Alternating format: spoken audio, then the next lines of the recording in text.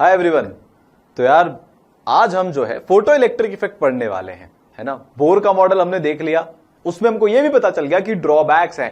जो सबसे बड़ा ड्रॉबैक था वो ये था, मान के चलो कि बेसिकली वो सिर्फ सिंगल इलेक्ट्रॉन स्पीशीज के लिए ही एप्लीकेबल था, है ना। और भी बहुत सारी प्रॉब्लम्स थी, धीरे धीरे वो हम आइडेंटिफाई करते जाएंगे।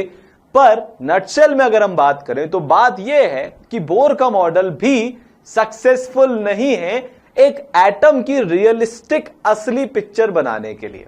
तो अब क्या हुआ कि बोर ने जब अपना मॉडल दिया, उसके आसपास ही बहुत सारे ऐसे एक्सपेरिमेंट्स हुए जो हमको एक एटम की नई पिक्चर की तरफ लेके गए। ठीक है, तो 3 ऐसे एक्सपेरिमेंट्स हैं, मेजर या हाइपोथेसिस बोल लो या रूल्स बोल लो। फोटो इलेक्ट्रिक इफेक्ट जो हम आज करेंगे, डी ब्रॉगली का हाइपोथेसिस और हाइजेनबर्ग का अनसर्टेनिटी प्रिंसिपल, जिसको हम अगले लेक्चर में एक्सप्लोर करेंगे। ठीक है यार, जो आज का लेक्चर होने वाला है ना, वो मतलब one of my most favourite experiment भी है, और साथ में किसी इतने कॉम्प्लेक्स चीज का इतना सिंपल एक्सप्लेनेशन जो हमारे पिछली सदी के सबसे महान साइंटिस्ट, सबसे फेमस साइंटिस्ट ने दिया, वो भी है। यह हमको साइंस की ताकत बताता है। यह हमको बताता है कि यार अगर कोई व्यक्ति अपना 100% दे दे, अगर कोई व्यक्ति ठान ले कि यार मैं कॉम्प्लेक्स चीजों को सिंपल टर्म्स में एक्सप्लेन करूंगा, मैं जिंदगी में जो पुराने लोगों के रास्ते हैं उनको एज इट इज मानने की बजाय अपना रास्ता खोजूंगा, मैं यूनिवर्स के रूल्स को पोक करूंगा, तो वो कुछ नया खोज सकता है, वो कुछ नई डिस्कवरी कर सकता है। हां जी, हम बात कर रहे हैं एल्बर्ट आइंस्टीन की, जिनको जो नोबेल प्राइज मिला था वो फोटो इलेक्ट्रिक इफेक्ट के एक्सप्लेनेशन के लिए ही मिला था। बहुत मजेदार लेक्चर है। ठीक है, आज हम ये भूल जाएंगे कि यार हम कोई कॉम्पिटिटिव एग्जाम की तैयारी कर रहे हैं या ये कुछ कर रहे हैं। हम आज साइंस का जो एक्चुअली में प्यार है, जो उसकी ब्यूटी है, उसमें डूब जाएंगे। ई सरल में हम सिर्फ कॉम्पिटिटिव एग्जाम्स की तैयारी नहीं करवाते हैं, बट प्राइमरी ऑब्जेक्टिव ये है कि यार आप मोहब्बत करने लग जाओ आपके सब्जेक्ट से, पढ़ने में आपका दिल नेचुरली लगने लग जाए, आपको कोई एक्सटर्नल मोटिवेशन की जरूरत ना हो, किसी की डांट फटकार की जरूरत ना हो, कोई टेस्ट की जरूरत ना हो, अपने अंदर से आवाज आए कि यार ये सीखने की चीज है। This is giving me more and more and more and more priceless knowledge about this universe, about this world, तो मेरे को ये चीज सीखनी है। ठीक है, तो शुरुआत करते हैं। मैं बहुत एक्साइटेड हूं और पूरी ये उम्मीद करता हूं, होप करता हूं, और हां, पिछले इतने सालों में यह प्रूफ भी कर चुका हूं कि हजारों बच्चे, लाखों बच्चे जब इस तरह से केमिस्ट्री पढ़ते हैं तो केमिस्ट्री उनके लिए बर्डन वाला सब्जेक्ट, रटने वाला सब्जेक्ट ना बन के एक प्यार वाला, समझने वाला, स्कोर करने वाला सब्जेक्ट बन जाता है। ठीक है, इतने सालों की हिस्ट्री आप उठा के देखोगे तो जितने भी रैंकर्स ई सरल से निकले हैं वो आपको ये बोलेंगे कि केमिस्ट्री एक ऐसा सब्जेक्ट बन गया है हमारे लिए कि हमको मोहब्बत हो गई है, अब डर नहीं लगता। उसी सिलसिले को अपन आगे बढ़ाते हैं। ठीक है, अब एक बहुत अहम मोड़ पे हमारा स्ट्रक्चर ऑफ एटम पहुंच गया है, जहां से नई परतें खुलेगी, नई डिस्कवरीज होगी, नए इन्वेंशंस होंगे। सो लेट्स गो, शुरुआत करते हैं। जो फोटो इलेक्ट्रिक इफेक्ट है उसके बारे में सबसे पहले हमें बताया हाइनरिक हर्ट्ज ने। ठीक है, ये वही है जिनके रिस्पेक्ट में, जिनके ऑनर में हमने फ्रीक्वेंसी के एसआई यूनिट को हर्ट्ज बोला, और इन्होंने बताया कि जिंदगी में फोटो इलेक्ट्रिक इफेक्ट नाम की चीज होती है। तो बड़े सिंपल टर्म्स में हम धीरे धीरे आगे बढ़ते हैं, फिर इसकी जो कॉम्प्लेक्स एप्लीकेशंस है उसको भी हम देखेंगे। तो बेसिक लेवल से हाईएस्ट लेवल तक हम जाने वाले हैं इस कॉन्सेप्ट के अंदर। तो होता क्या है फोटो इलेक्ट्रिक इफेक्ट, सबसे पहले हम उसको समझते हैं। ठीक है, तो फोटो इलेक्ट्रिक इफेक्ट में क्या होता है कि एक ऐसा फिनोमिना है, अब बहुत ध्यान से एक एक वर्ड को समझते समझते आगे बढ़ेंगे। फोटो इलेक्ट्रिक इफेक्ट क्या है? ये एक ऐसा फिनोमिना है कि जब हम एक मेटल के सरफेस पर, वापस से बोलता हूं, कि जब हम एक मेटल के सरफेस पर लाइट मारते हैं, मेटल के सरफेस पर लाइट मारते हैं, तो इलेक्ट्रॉन्स इजेक्ट होते हैं, इलेक्ट्रॉन्स का एमिशन होता है। ठीक है, ये मेटल का सरफेस, इधर से ये लाइट आई और आपको इलेक्ट्रॉन्स एमिट होते हुए यहां पे मिल जाएंगे।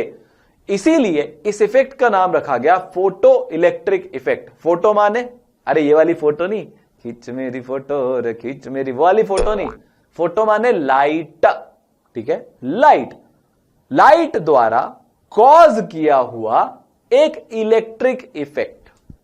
सर इलेक्ट्रिक इफेक्ट कैसे? भैया इलेक्ट्रॉन्स निकले ना, इलेक्ट्रिसिटी क्या होता है? फ्लो ऑफ इलेक्ट्रॉन्स ही तो होता है। तो इलेक्ट्रॉन्स निकले किसके कारण? लाइट के कारण। तो कॉज कौन हो गया जिसने यह फिनोमिना को कराया? लाइट। और इफेक्ट क्या हो गया? हमको दिखा क्या? इलेक्ट्रॉन्स का फ्लो दिखा, इसलिए इसको बोला जाता है फोटो इलेक्ट्रिक इफेक्ट। क्लियर हुआ? ठीक है, तो ई सरल मतलब विजुअलाइजेशन, तो विजुअलाइज करते हैं, ये रियल लाइफ का सेटअप है। अब आप यहां पे ध्यान से देखना, जैसे ही मैं लाइट की इंटेंसिटी बढ़ाता हूं तो सामने वाले इलेक्ट्रोड से, सामने वाले मेटल के प्लेट से आपको इलेक्ट्रॉन्स जाते हुए दिख रहे हैं। ये जो ब्लू कलर के डॉट्स हैं, दीज आर इलेक्ट्रॉन्स। तो जैसे ही मैंने लाइट डालनी शुरू करी मेरी मेटल की प्लेट पे, मेरे इलेक्ट्रॉन्स यहां से निकल गए हैं। और आप अगर नीचे ध्यान से देखोगे तो मेरे को एक करंट मिल रहा है। करंट कब मिल रहा है? जब सर्किट कंप्लीट होता है, मतलब लेफ्ट वाली प्लेट से राइट वाली प्लेट पर इलेक्ट्रॉन्स फ्लो हुए, तभी जाके मेरे को करंट मिलेगा। तो जो नेगेटिवली चार्ज प्लेट है वहां से इलेक्ट्रॉन्स निकल के सामने पॉजिटिवली चार्ज प्लेट पर जा रहे हैं। ये एक्सपेरिमेंटल सेटअप हर्ट्ज ने किया था। ठीक है, अब आप ऐसा सोचोगे कि सर लाइट से ऐसा कैसे हुआ? तो अपन एक बार फिर से एक्सपेरिमेंट देखेंगे। जब तक लाइट फॉल नहीं हो रही कोई इलेक्ट्रॉन्स एमिट नहीं हो रहे। जैसे ही मैंने लाइट को फॉल कराना, लाइट डालना शुरू किया मेरे कैथोड पे, तो कैथोड से इलेक्ट्रॉन्स निकल के एनोड की तरफ एमिट हुए। बात समझ में? अभी कैथोड एनोड सब छोड़ दो, बस ये समझो लाइट डाली और इलेक्ट्रॉन्स निकले, तो फोटो डाला, इलेक्ट्रिक इफेक्ट हुआ, इसीलिए फोटो इलेक्ट्रिक इफेक्ट हमको यहां पे दिख रहा है। तो फोटो इलेक्ट्रिक इफेक्ट की फील अब अपने अंदर जनरेट हो गई। हमारे अंदर वो फील आ गई कि यार मैं अगर किसी मेटल की प्लेट पर लाइट डालता हूं तो वहां से इलेक्ट्रॉन्स निकलते हैं। यह बात हमको समझ में आई, इसको बोलते हैं फोटो इलेक्ट्रिक इफेक्ट। इसी को हर्ट्ज ने एक्सप्लेन किया था। एक्सप्लेन तो क्या किया था? इसी को हर्ट्ज ने बताया था। अब हम इसके एक लेवल पे और अंदर जाते हैं। ठीक है, इलेक्ट्रॉन्स कब निकलते हैं, कितने निकलते हैं और क्या क्या कंडीशंस होती है, कितनी देर में लाइट डालने के कितनी देर के बाद इलेक्ट्रॉन्स निकलते हैं, सारे क्वेश्चंस अब आपके दिमाग में आने चाहिए कि सर मैं कोई सी भी लाइट डाल दूंगा तो इलेक्ट्रॉन्स निकलेंगे क्या? ये एक बहुत बड़ा क्वेश्चन है। ठीक है, कितना करंट आएगा सर? हम मेजर कर रहे हैं तो कितना, ये 0.041 एम्पियर का जो करंट आ रहा है ये कैसे आ रहा है? इलेक्ट्रॉन्स कितनी एनर्जी के साथ बाहर निकलेंगे? ये सारे क्वेश्चंस को हम पूछते जाएंगे और आइंस्टीन की मदद से इनका हम आंसर खोजते जाएंगे। Science is all about why. ठीक है, हम वाई पूछते जाएंगे। तो ऐसा हो कैसे रहा है, हो क्यों रहा है, ये आप समझो। ये मेरी एक लाइट की बीम है। आपको पता है light is made up of photons. ये प्लैंक ने ऑलरेडी बता दिया था कि यार लाइट छोटे छोटे पार्टिकल्स फोटॉन्स की मिलकर बनी होती है। ठीक है, तो फोटोन से ही फोटो आया एक्चुअली में। ठीक है, तो जो फोटो इलेक्ट्रिक इफेक्ट है वो लाइट का भी फोटोन से आया है। तो लाइट के अंदर बिलियंस ऑफ बिलियंस फोटॉन्स होते हैं। ठीक है, हर फोटोन के पास एक कैरेक्टरिस्टिक एनर्जी होती है। ठीक है, ये भी हमको बात समझ में आई। और हमको बोर के मॉडल से यह भी समझ में आता है कि जब फोटोन एक इलेक्ट्रॉन को हिट करते हैं तो इलेक्ट्रॉन लोअर ऑर्बिट से उछलकर हायर ऑर्बिट में जा सकते हैं। और अगर हमने सफिशिएंट एनर्जी दे दी, आयनाइजेशन एनर्जी के बराबर एनर्जी दे दी, तो इलेक्ट्रॉन्स एटम को छोड़कर एटम से बाहर भी जा सकते हैं। तो फोटोन की एनर्जी पे डिपेंड करता है कि जो इलेक्ट्रॉन है जिससे ये फोटोन टकराया, या इसको ऐसा भी बोला जाता है कि जो फोटोन है जिसको इलेक्ट्रॉन ने एब्जॉर्ब किया, उस फोटोन की एनर्जी पे डिपेंड करता है कि इलेक्ट्रॉन के पास कितनी एनर्जी आएगी। ठीक है, तो इस इफेक्ट को हम कैसे समझ सकते हैं कि इलेक्ट्रॉन्स बाहर क्यों आ रहे हैं, जरा समझना। अब ये मैंने मेटल का आपको सरफेस दिखाया हुआ है, पूरा विजुलाइज करेंगे यार। विजुलाइज नहीं किया तो क्या समझा, है ना? इस मेटल के सरफेस पे बहुत सारे इलेक्ट्रॉन्स होते हैं, है ना? ये मेटलिक बॉन्ड एक तरह की चीज होती है। मेटल के अंदर का जो अरेंजमेंट होता है वो कुछ इस तरह से होता है कि उसके सरफेस पे बहुत सारे इलेक्ट्रॉन्स तैरते रहते हैं, तैरते रहते हैं, तैरते रहते हैं। अब जरा ध्यान देना, ध्यान से इस चीज को देखना। ठीक है, बहुत ध्यान से। अगर आपने ध्यान नहीं दिया तो वो मिस हो जाएगा। अब देखो, मैंने इन इलेक्ट्रॉन्स की तरफ एक फोटोन फेंका, आया येलो कलर का। उस इलेक्ट्रॉन को फोटोन ने इतनी एनर्जी दे दी कि वो मेटल का सरफेस छोड़ के बाहर भाग गया। फिर से एक बार ये काम करते हैं। ये आया फोटोन, हिट किया और इलेक्ट्रॉन बाहर, ठीक है ना, बॉल आई, धोनी ने बल्ला घुमाया और गेंद स्टेडियम से बाहर। सिमिलरली फोटोन आया, टक्कर हुई, इलेक्ट्रॉन बाहर चला गया। वापिस से फोटोन आया, टक्कर हुई, इलेक्ट्रॉन बाहर चला गया। क्या सर हर बार फोटोन के टकराने पर इलेक्ट्रॉन बाहर जाएगा? क्या नहीं, एक मिनिमम एनर्जी होनी चाहिए, जिस एनर्जी के साथ फोटोन आएगा तभी इलेक्ट्रॉन बाहर जाएगा। ये सारी बातें अभी हम करेंगे, पर अभी के लिए समझना यह है कि इलेक्ट्रॉन बाहर इसलिए निकल रहे हैं। देखो, किसी भी इलेक्ट्रॉन को एक एटम से बाहर निकलने के लिए एनर्जी चाहिए होती है। इस पर्टिकुलर इफेक्ट में, फोटो इलेक्ट्रिक इफेक्ट में, इस इलेक्ट्रॉन को एटम से बाहर निकलने के लिए, मेटल सरफेस से दूर जाने के लिए जो एनर्जी मिल रही है वो किसके कारण मिल रही है? वो फोटोन के कारण मिल रही है। एक और फोटोन आएगा, एक और इलेक्ट्रॉन बाहर निकल जाएगा। क्लियर? आगे चलें। अब कुछ कुछ ऑब्जर्वेशंस हैं, कुछ कुछ चीजें हैं जो हमको सीखनी है। अब हम इसके डेप्थ में जा रहे हैं, हमको बेसिक्स इसके समझ में आ चुके हैं। वो इलेक्ट्रॉन्स जो मेटल से बाहर निकल रहे हैं फोटोन के टकराने के कारण, फोटोन के एब्जॉर्प्शन के कारण, उनको बोला जाता है फोटो इलेक्ट्रॉन्स। उनको क्या बोला जाता है? उनको बोला जाता है फोटो इलेक्ट्रॉन्स। ठीक है, तो इस टर्म को याद रखना, फोटो इलेक्ट्रॉन्स। वो इलेक्ट्रॉन्स जो फोटोन के कारण मेटल के सरफेस को छोड़ के भाग गए हैं, उनको बोला जाता है फोटो इलेक्ट्रॉन्स। अब कुछ कुछ ऑब्जर्वेशन है। सबसे तगड़ी ऑब्जर्वेशन जो हर्ट्ज ने हमको बताई, उनका दिमाग खराब हो गया था इस ऑब्जर्वेशन को देखकर। उन्होंने बोला, यह स्टेटमेंट उन्होंने दिया कि एक ऐसी सर्टेन फ्रीक्वेंसी है लाइट की, depending on the nature of metal, below which photo electric effect is not observed. इसको पहले अपन एक्सपेरिमेंटली देख लेते हैं। एक बार मैं आपको इस सेंटेंस को हिंदी में समझा देता हूं। हर्ट्ज ने हमको क्या ऑब्जर्वेशन दी कि आपके पास मेटल कौन सा है, उस पर डिपेंड करता है कि एक ऐसी फ्रीक्वेंसी की वैल्यू होगी, मिनिमम वैल्यू, फ्रीक्वेंसी की ऐसी मिनिमम वैल्यू होगी जिसके नीचे फोटो इलेक्ट्रिक इफेक्ट ऑब्जर्व नहीं होगा। जिसके नीचे क्या होगा? फोटो इलेक्ट्रिक इफेक्ट ऑब्जर्व नहीं होगा। अब यह हमको समझ में आता है। आपको एक चीज बताता हूं, हर एटम जो है वो इलेक्ट्रॉन को अलग अलग एनर्जी से पकड़ के रखता है। हर मेटल इलेक्ट्रॉन को कितनी ताकत से पकड़ रहा है ये उसके नेचर पे डिपेंड करता है। कुछ मेटल इलेक्ट्रॉन को बहुत ताकतवर तरीके से पकड़ के रखते हैं, मतलब उस मेटल से इलेक्ट्रॉन को निकालने के लिए आपको ज्यादा एनर्जी देनी पड़ती है। कुछ मेटल में से इलेक्ट्रॉन को निकालने के लिए कम एनर्जी देनी पड़ती है। तो हर्ट्ज ने यही बोला कि डिपेंडिंग ऑन मेटल कौन सा है, एक मिनिमम फ्रीक्वेंसी आएगी हर एक सिंगल मेटल के लिए, जिसके नीचे फ्रीक्वेंसी रखने पर आपका इलेक्ट्रॉन इजेक्ट नहीं होगा। अब हम प्लैंक की बात को याद करते हैं, ठीक है। उससे पहले अपन एक बार एक्सपेरिमेंटल ऑब्जर्वेशन देख लेते हैं, विजुलाइज कर लेते हैं। अब आप देखो, जब रेड कलर है मतलब फ्रीक्वेंसी कम है, जैसे जैसे हम ब्लू की तरफ जाते हैं फ्रीक्वेंसी बढ़ती जाती है। येलो लाइट पे भी कोई फोटो इलेक्ट्रॉन्स नहीं निकल रहे हैं, अभी भी फ्रीक्वेंसी कम है। हम थोड़ी फ्रीक्वेंसी और बढ़ाते हैं, जैसे जैसे ब्लू पे जा रहे हैं फ्रीक्वेंसी बढ़ रही है। जैसे ही फ्रीक्वेंसी एक पर्टिकुलर फ्रीक्वेंसी से ज्यादा हुई, फोटो इलेक्ट्रॉन्स बाहर निकलने लगे। हमने फिर फ्रीक्वेंसी को कम कर दिया, ठीक है। राइट में फ्रीक्वेंसी कम है, लेफ्ट में फ्रीक्वेंसी ज्यादा है।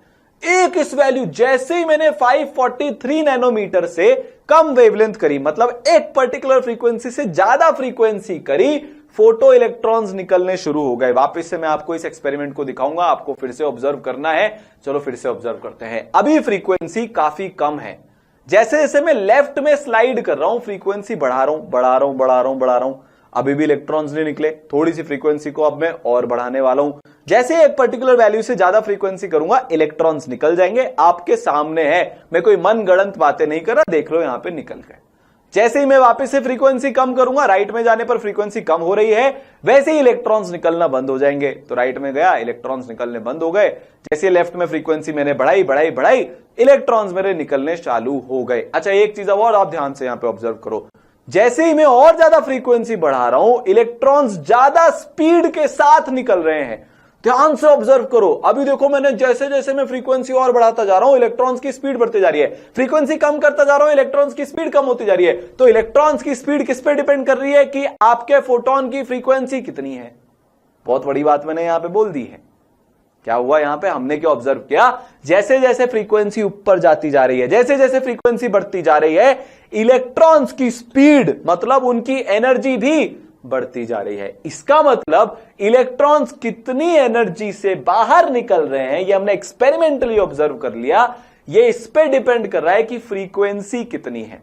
और प्लैंक भैया ने हमको ये सिखाया था, प्लैंक भैया ने हमको क्या सिखाया था, प्लैंक भैया ने हमको ये सिखाया था कि energy of a photon is equal to h into frequency, जहां पे h प्लैंक कांस्टेंट है। मतलब फ्रीक्वेंसी बढ़ाने पर, क्या बोल रहा हूं मैं, फ्रीक्वेंसी बढ़ाने पर फोटोन की एनर्जी बढ़ती है। अच्छा, इलेक्ट्रॉन्स को बाहर कौन निकाल रहे हैं टक्कर मार के, फोटॉन्स निकाल रहे हैं सर। तो ज्यादा जोर से अगर फोटोन टक्कर मारेगा तो ऑब्वियस सी बात है इलेक्ट्रॉन ज्यादा स्पीड से बाहर निकलेगा, है ना। आई बात समझ में। अब सर ये तो बताओ कि मिनिमम फ्रीक्वेंसी के नीचे इलेक्ट्रॉन निकल क्यों नहीं रहा है। मैंने आपको क्या बोला था कि हर मेटल एक इलेक्ट्रॉन को पकड़ के रखता है, जिसको हम आयनाइजेशन एनर्जी के नाम से जानते हैं। हर मेटल की कैरेक्टरिस्टिक आयनाइजेशन एनर्जी होती है, मिनिमम एनर्जी जो आपको देनी पड़ेगी उस इलेक्ट्रॉन को एटम से बाहर निकालने के लिए, हम पिछले लेक्चर्स में सीख चुके हैं। तो यार वो मिनिमम एनर्जी आप लाओगे कहां से, फोटोन ही एनर्जी दे रहा है इलेक्ट्रॉन को बाहर निकालने के लिए। तो आयनाइजेशन एनर्जी जितनी एनर्जी होनी चाहिए है एक फोटोन के पास उस इलेक्ट्रॉन को बाहर निकालने के लिए, फोटोन की एनर्जी कितनी होती है, h इंटू फ्रीक्वेंसी। इसको इक्वेट कर दोगे आयनाइजेशन एनर्जी के, तो एक फ्रीक्वेंसी आ जाएगी जो मिनिमम पॉसिबल फ्रीक्वेंसी होगी जिससे पहले इलेक्ट्रॉन्स बाहर नहीं निकलेंगे। यार मिनिमम एनर्जी से ज्यादा एनर्जी दे दोगे तो ऑब्वियसली इलेक्ट्रॉन्स बाहर निकल ही जाएंगे, बट एक मिनिमम एनर्जी तो आपको देनी पड़ेगी। इसको ऐसे भी समझ सकते हैं कि मेरे पास एक बहुत बड़ी बॉल रखी है बाहर, एक फुटबॉल रखी है, मैंने उसको छोटे से कंकड़ से मार दिया, वो बॉल नहीं हिलेगी क्योंकि फ्रिक्शन लग रहा है, वो बॉल नहीं हिलेगी। उस बॉल को उस जगह से हिलाने के लिए आपको एक मिनिमम एनर्जी के साथ दूसरा पत्थर फेंकना पड़ेगा कि वो बॉल बाहर निकल जाए। यहां पे एग्जैक्ट सिमिलर सिचुएशन हो रही है। आयनाइजेशन एनर्जी जो न्यूक्लियस का अट्रैक्टिव फोर्स है इलेक्ट्रॉन के ऊपर, उसको ओवरकम करने के लिए आपको मिनिमम एनर्जी फोटोन को देनी पड़ेगी। फोटोन की एनर्जी मतलब उसकी फ्रीक्वेंसी, तो मिनिमम फ्रीक्वेंसी एक फोटोन की रखनी पड़ेगी जिसके कारण फोटो इलेक्ट्रॉन्स एमिट होंगे, इजेक्ट होंगे। बस यही डिपेंडेंस ऑन फ्रीक्वेंसी का ऑब्जर्वेशन आया था, इसका मैंने आपको एक्सप्लेनेशन भी दे दिया। तो ये पहला ऑब्जर्वेशन था जिसका एक्सप्लेनेशन हम समझ चुके हैं। अब अपन सेकंड ऑब्जर्वेशन पे जाते हैं। दूसरी ऑब्जर्वेशन जो हर्ट्ज ने हमको दी वो ये थी कि यार इलेक्ट्रॉन्स जो हैं वो इंस्टेंटेनियसली कम आउट हो जाते हैं। मतलब आपने एक सही फ्रीक्वेंसी डाली, वो वाली फ्रीक्वेंसी जिससे फोटो इलेक्ट्रॉन्स इजेक्ट या एमिट हो सकते हैं, वो फ्रीक्वेंसी अगर आपने डाली तो लाइट के शाइन होने में, मेटल के सरफेस पे लाइट के फोटॉन्स के पड़ने में और इलेक्ट्रॉन्स के बाहर आने में कोई टाइम लैग नहीं होता। यार ये आपको लग रहा होगा सर बहुत नेचुरल ही तो है, एक फोटोन आता है इलेक्ट्रॉन को टक्कर मारता है तो जैसे ही टक्कर होगी इलेक्ट्रॉन बाहर आ जाएगा, ठीक है, ये नेचुरल है। अब क्योंकि डिस्कवरी हो चुकी है इसलिए हमको ये नेचुरल लगता है। लेक्चर के एंड में जब हम wave nature versus particle nature की बात कर रहे होंगे तब आपको इसकी ब्यूटी समझ में आएगी कि यार ये इतनी बड़ी चीज क्यों है ना।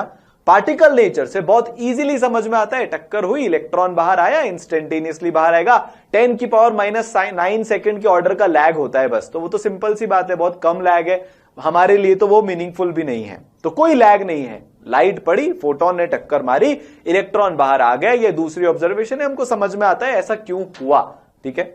आई बात समझ में।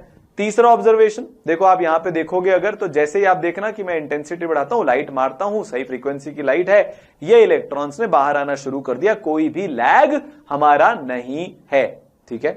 फ्रीक्वेंसी सही होनी चाहिए, अगर फ्रीक्वेंसी एक मिनिमम वैल्यू से कम है तो इलेक्ट्रॉन्स वैसे भी बाहर नहीं आएंगे।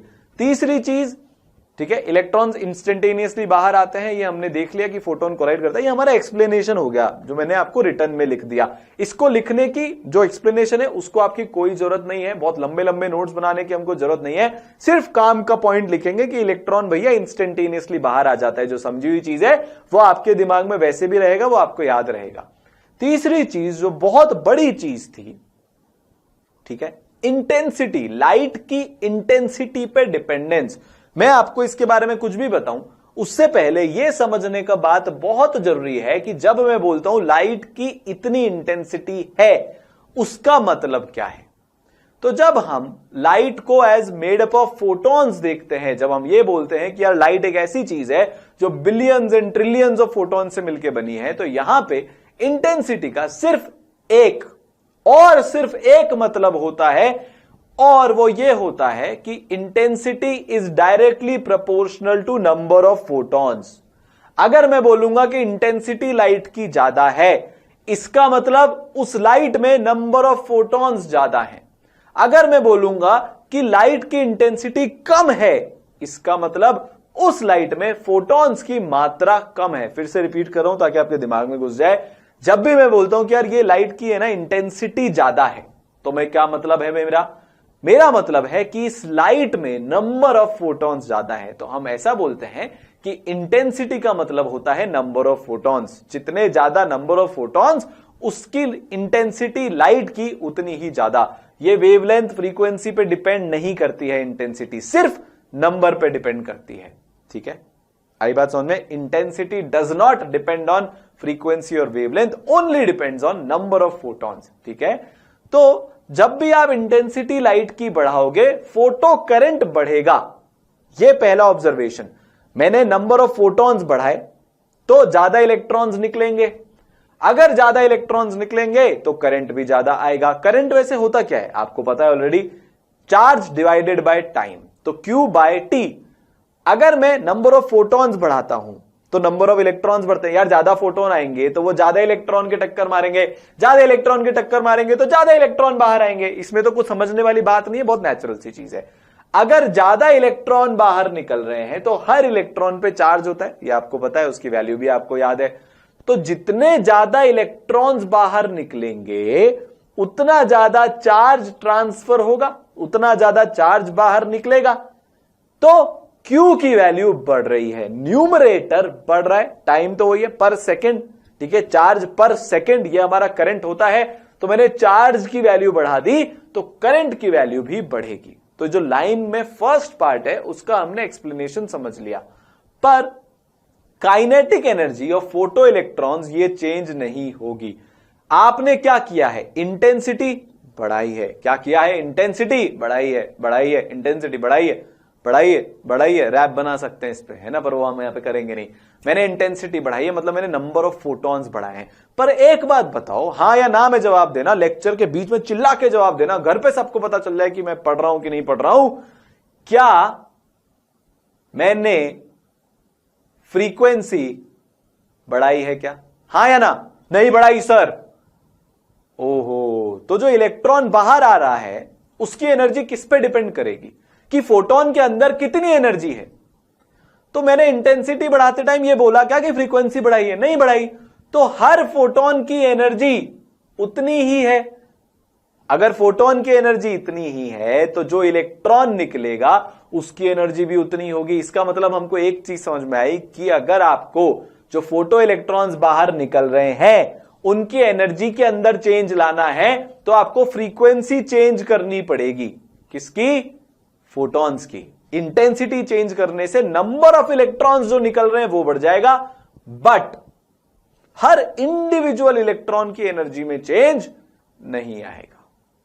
तो अगर आपको नंबर ऑफ इलेक्ट्रॉन्स बढ़ाने हैं या कम करने हैं, इंटेंसिटी को वेरी करो। अब आपको पूरे फोटो इलेक्ट्रिक इफेक्ट में जहां से क्वेश्चन आते हैं वो चीज बता रहा हूं, वापस से रिपीट करता हूं।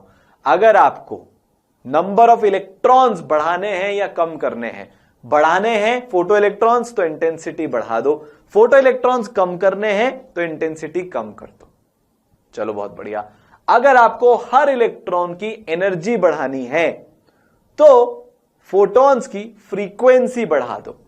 अगर आपको इलेक्ट्रॉन्स की एनर्जी कम करनी है तो फोटॉन्स की फ्रीक्वेंसी को कम कर दो। यहीं से क्वेश्चन बनते हैं, जो क्वालिटेटिव क्वेश्चंस बनते हैं तो वो आपसे ऐसा पूछेंगे कि इलेक्ट्रॉन्स इंस्टेंटेनियसली बाहर आते हैं कि टाइम लेके बाहर आते हैं। आप बोलोगे इंस्टेंटेनियसली बाहर आते हैं। वो आपसे पूछेंगे कि करेक्ट स्टेटमेंट्स बता दो, क्या बोलेंगे वो कि फोटो इलेक्ट्रॉन्स की काइनेटिक एनर्जी इंटेंसिटी पे डिपेंड करती है, तो ये इनकरेक्ट स्टेटमेंट है। फोटो इलेक्ट्रॉन्स की kinetic energy frequency of photon पे डिपेंड करती है, ये एकदम करेक्ट स्टेटमेंट है। वो आपसे बोलेंगे कि इंटेंसिटी बढ़ाने पर करंट बढ़ता है फोटो इलेक्ट्रिक इफेक्ट में, एकदम करेक्ट स्टेटमेंट है। ठीक है, आई बात समझ में? तो हमको ये पॉइंट्स को ध्यान में रखना है जो 3 ऑब्जर्वेशन हमने लिखे। आप यहां पे अब ध्यान से देखो, मैं इंटेंसिटी जैसे जैसे बढ़ाता जाऊंगा नंबर ऑफ इलेक्ट्रॉन्स बढ़ते जाएंगे। नीचे करंट वाले बार को आप ध्यान से देखना, ठीक है, नीचे करंट वाले बार को आप ध्यान से देखना। इंटेंसिटी बढ़ाने पर उसकी वैल्यू भी बढ़ती जाएगी। ठीक है, देखो ये इंटेंसिटी मैंने बढ़ाई, करंट की वैल्यू 0.018 हो गई। अब मैं इंटेंसिटी को थोड़ा और बढ़ाऊंगा तो करंट की वैल्यू नीचे और ज्यादा बढ़ेगी। ठीक है, इंटेंसिटी को हमने और बढ़ाया तो नीचे आप करंट की वैल्यू देखो 0.038 हो गई।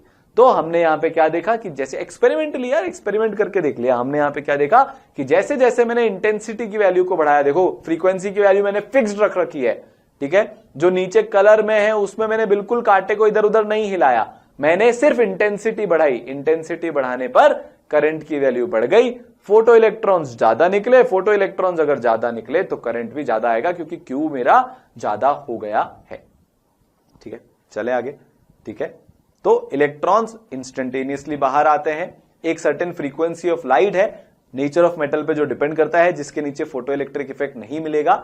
Intensity of light, photo current मतलब इंटेंसिटी बढ़ाने पर फोटो करंट बढ़ता है, पर kinetic energy of photo electrons does not change. बस ये 3 पॉइंट आपकी कॉपी में लिखे होने चाहिए, आपको इसमें बाकी सब कुछ समझ में आ जाएगा। ठीक है, क्लियर है? आगे चले, पक्का? पॉज करके लिख लेना, आराम से नोट कर लो, फिर आगे बढ़ जाना।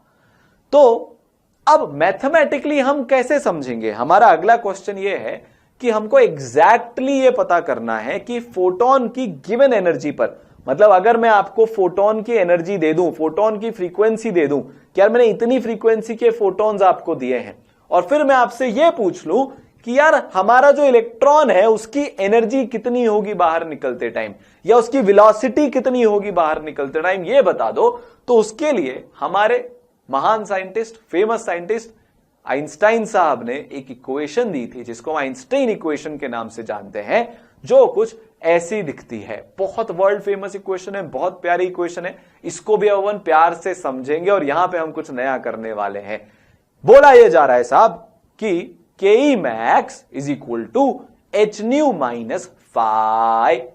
के max is equal to H nu minus phi. एक एक टर्म को हम समझते हैं। के क्या है? Kinetic energy. इसमें ब्रैकेट के आगे मैक्स क्यों लिखा हुआ है? मैक्स मतलब मैक्सिमम, वो अभी आपको थोड़ी देर में समझाऊंगा। एच न्यू, न्यू क्या है? फोटोन की फ्रीक्वेंसी। किसकी फ्रीक्वेंसी है एच न्यू? फोटोन की फ्रीक्वेंसी। मैक्सिमम काइनेटिक एनर्जी किसकी? इलेक्ट्रॉन की। तो जो left hand side of the equation है वो आपको इलेक्ट्रॉन की मैक्सिमम काइनेटिक एनर्जी बता रहा है। Right side of the equation जो है वो आपको यह बता रहा है कि अगर आपको मैक्सिमम काइनेटिक एनर्जी किसी एक इलेक्ट्रॉन की निकालनी है तो आप क्या करो? फोटोन की एनर्जी निकाल लो। वो हम कैसे निकालते हैं? फ्रीक्वेंसी गिवन होगी, एच से मल्टीप्लाई करेंगे, फोटोन की एनर्जी आ जाएगी। उसमें से माइनस कर दो वर्क फंक्शन। सर ये वर्क फंक्शन क्या है? वर्क फंक्शन कुछ नहीं है, ये मेटल के नेचर को दर्शाता है। हर मेटल का एक गिवन फिक्स्ड वर्क फंक्शन होता है, जो एनर्जी होती है कि मिनिमम एनर्जी जो आपको चाहिए है उस मेटल में से इलेक्ट्रॉन को निकालने के लिए, उसको वर्क फंक्शन बोला जाता है। कांस्टेंट है, क्वेश्चन में गिवन होगा, याद इसकी वैल्यूज को नहीं करना। तो इक्वेशन ने क्या बोला कि अगर आपको मैक्सिमम काइनेटिक एनर्जी निकालनी है इलेक्ट्रॉन की, जो फोटो इलेक्ट्रॉन है, तो आप गिवन फ्रीक्वेंसी को h से मल्टीप्लाई कर दो, फोटोन की एनर्जी आ जाएगी। उसमें से सब्ट्रैक्ट कर दो किसको? वर्क फंक्शन को। और ये बहुत नेचुरल है, हमको ऑलरेडी समझ में आता है। ठीक है, अब इसको अपन ऐसे समझते हैं। मान लो मेरे पास एक बॉल है, ठीक है, मैंने उस बॉल को एक रस्सी से कनेक्ट करके बांध दिया, ग्राउंड पे मैंने पटक रखा है। मैंने क्या किया? एक रस्सी से इस बॉल को बांध दिया। मैं एक दूसरी बॉल ले रहा हूं, इसको मैं बॉल ए बोल देता हूं। जिस बॉल को मैंने बांध रखा है उसको मैं बॉल बी बोल देता हूं ताकि कंफ्यूजन ना हो। मैं बॉल ए को फेंक रहा हूं बॉल बी की तरफ। मैं क्या बोल रहा हूं कि मैं बॉल ए को बॉल बी की तरफ फेंक रहा हूं। ए ने बी को टक्कर मारी, ठीक है, तो बी कुछ एनर्जी के साथ आगे बढ़ेगा। यार टक्कर लगती है, कोलिजन होता है, तो आपने भी पता है, दो टेनिस की बॉल है, एक टेनिस की बॉल से दूसरी टेनिस की बॉल को मारूंगा तो वो कुछ एनर्जी के साथ आगे बढ़ जाएगा, प्रोवाइडेड कि रस्सी टूट जाए। अगर रस्सी या चेन या मैं तो बोलूं रॉड या कुछ भी, अगर ये मेरा इसका जो चेन से ये बंधा हुआ है, रस्सी से जो बंधा हुआ है, अगर रस्सी नहीं टूटी तो ये बॉल कहीं पे भी नहीं जाएगी। तो जो आपकी बॉल बी है, जो आपकी बॉल बी है, अगर आप चाहते हो कि वो आगे बढ़े तो आपको रस्सी तोड़नी पड़ेगी। तो आपको इतनी एनर्जी से बॉल ए को फेंकना पड़ेगा कि रस्सी टूट जाए। तो यहां पे जो रस्सी तोड़ने के लिए फोर्स देना पड़ रहा है या एनर्जी देनी पड़ रही है, तो वो मिनिमम एनर्जी क्या है? वो वर्क फंक्शन है। जैसे रस्सी ने बॉल बी को पकड़ रखा है, वैसे ही हर मेटल अपने इलेक्ट्रॉन को पकड़ के रखता है। पैरेलल समझ में आया भाई? ये रस्सी वाला एग्जांपल हमारी रियल लाइफ में बहुत इजीली हमको दिख जाता है, समझ में आता है, इसलिए मैंने लिया। तो रस्सी को तोड़ने के लिए एक एनर्जी देनी पड़ेगी। तो जैसे मान लो मैंने 100 की टोटल एनर्जी से मेरी इस वाली बॉल को फेंका, और मैं अज्यूम कर रहा हूं कि ए बॉल को फेंकने में जितनी एनर्जी मैंने दी है, सारी की सारी एनर्जी बी में ट्रांसफर हो जाएगी। तो मैंने क्या किया? 100 की एनर्जी से ए बॉल को फेंका, है ना, ध्यान से सुनना। इसने बी बॉल को टक्कर मारी। रस्सी तोड़ने में मान लो 30 की एनर्जी लगती है, तो बी वाली जो बॉल है वो कितनी एनर्जी से आगे बढ़ेगी? भाई मैंने 100 से फेंका, 30 तो रस्सी तोड़ने में खर्च हो गई, 70 बची, 70 से आगे बढ़ेगी। आइंस्टाइन ने इतना प्यारा दिमाग लगाया। आई बात समझ में? पक्का क्लियर हो गया कि h nu माइनस फाइ क्यों लिखा? जितनी आपने एनर्जी ली उसमें से कुछ एनर्जी मेटल के फोर्स ऑफ अट्रैक्शन को तोड़ने के लिए काम में आने वाली है, इसलिए वो एनर्जी हमारे इलेक्ट्रॉन को नहीं मिलेगी।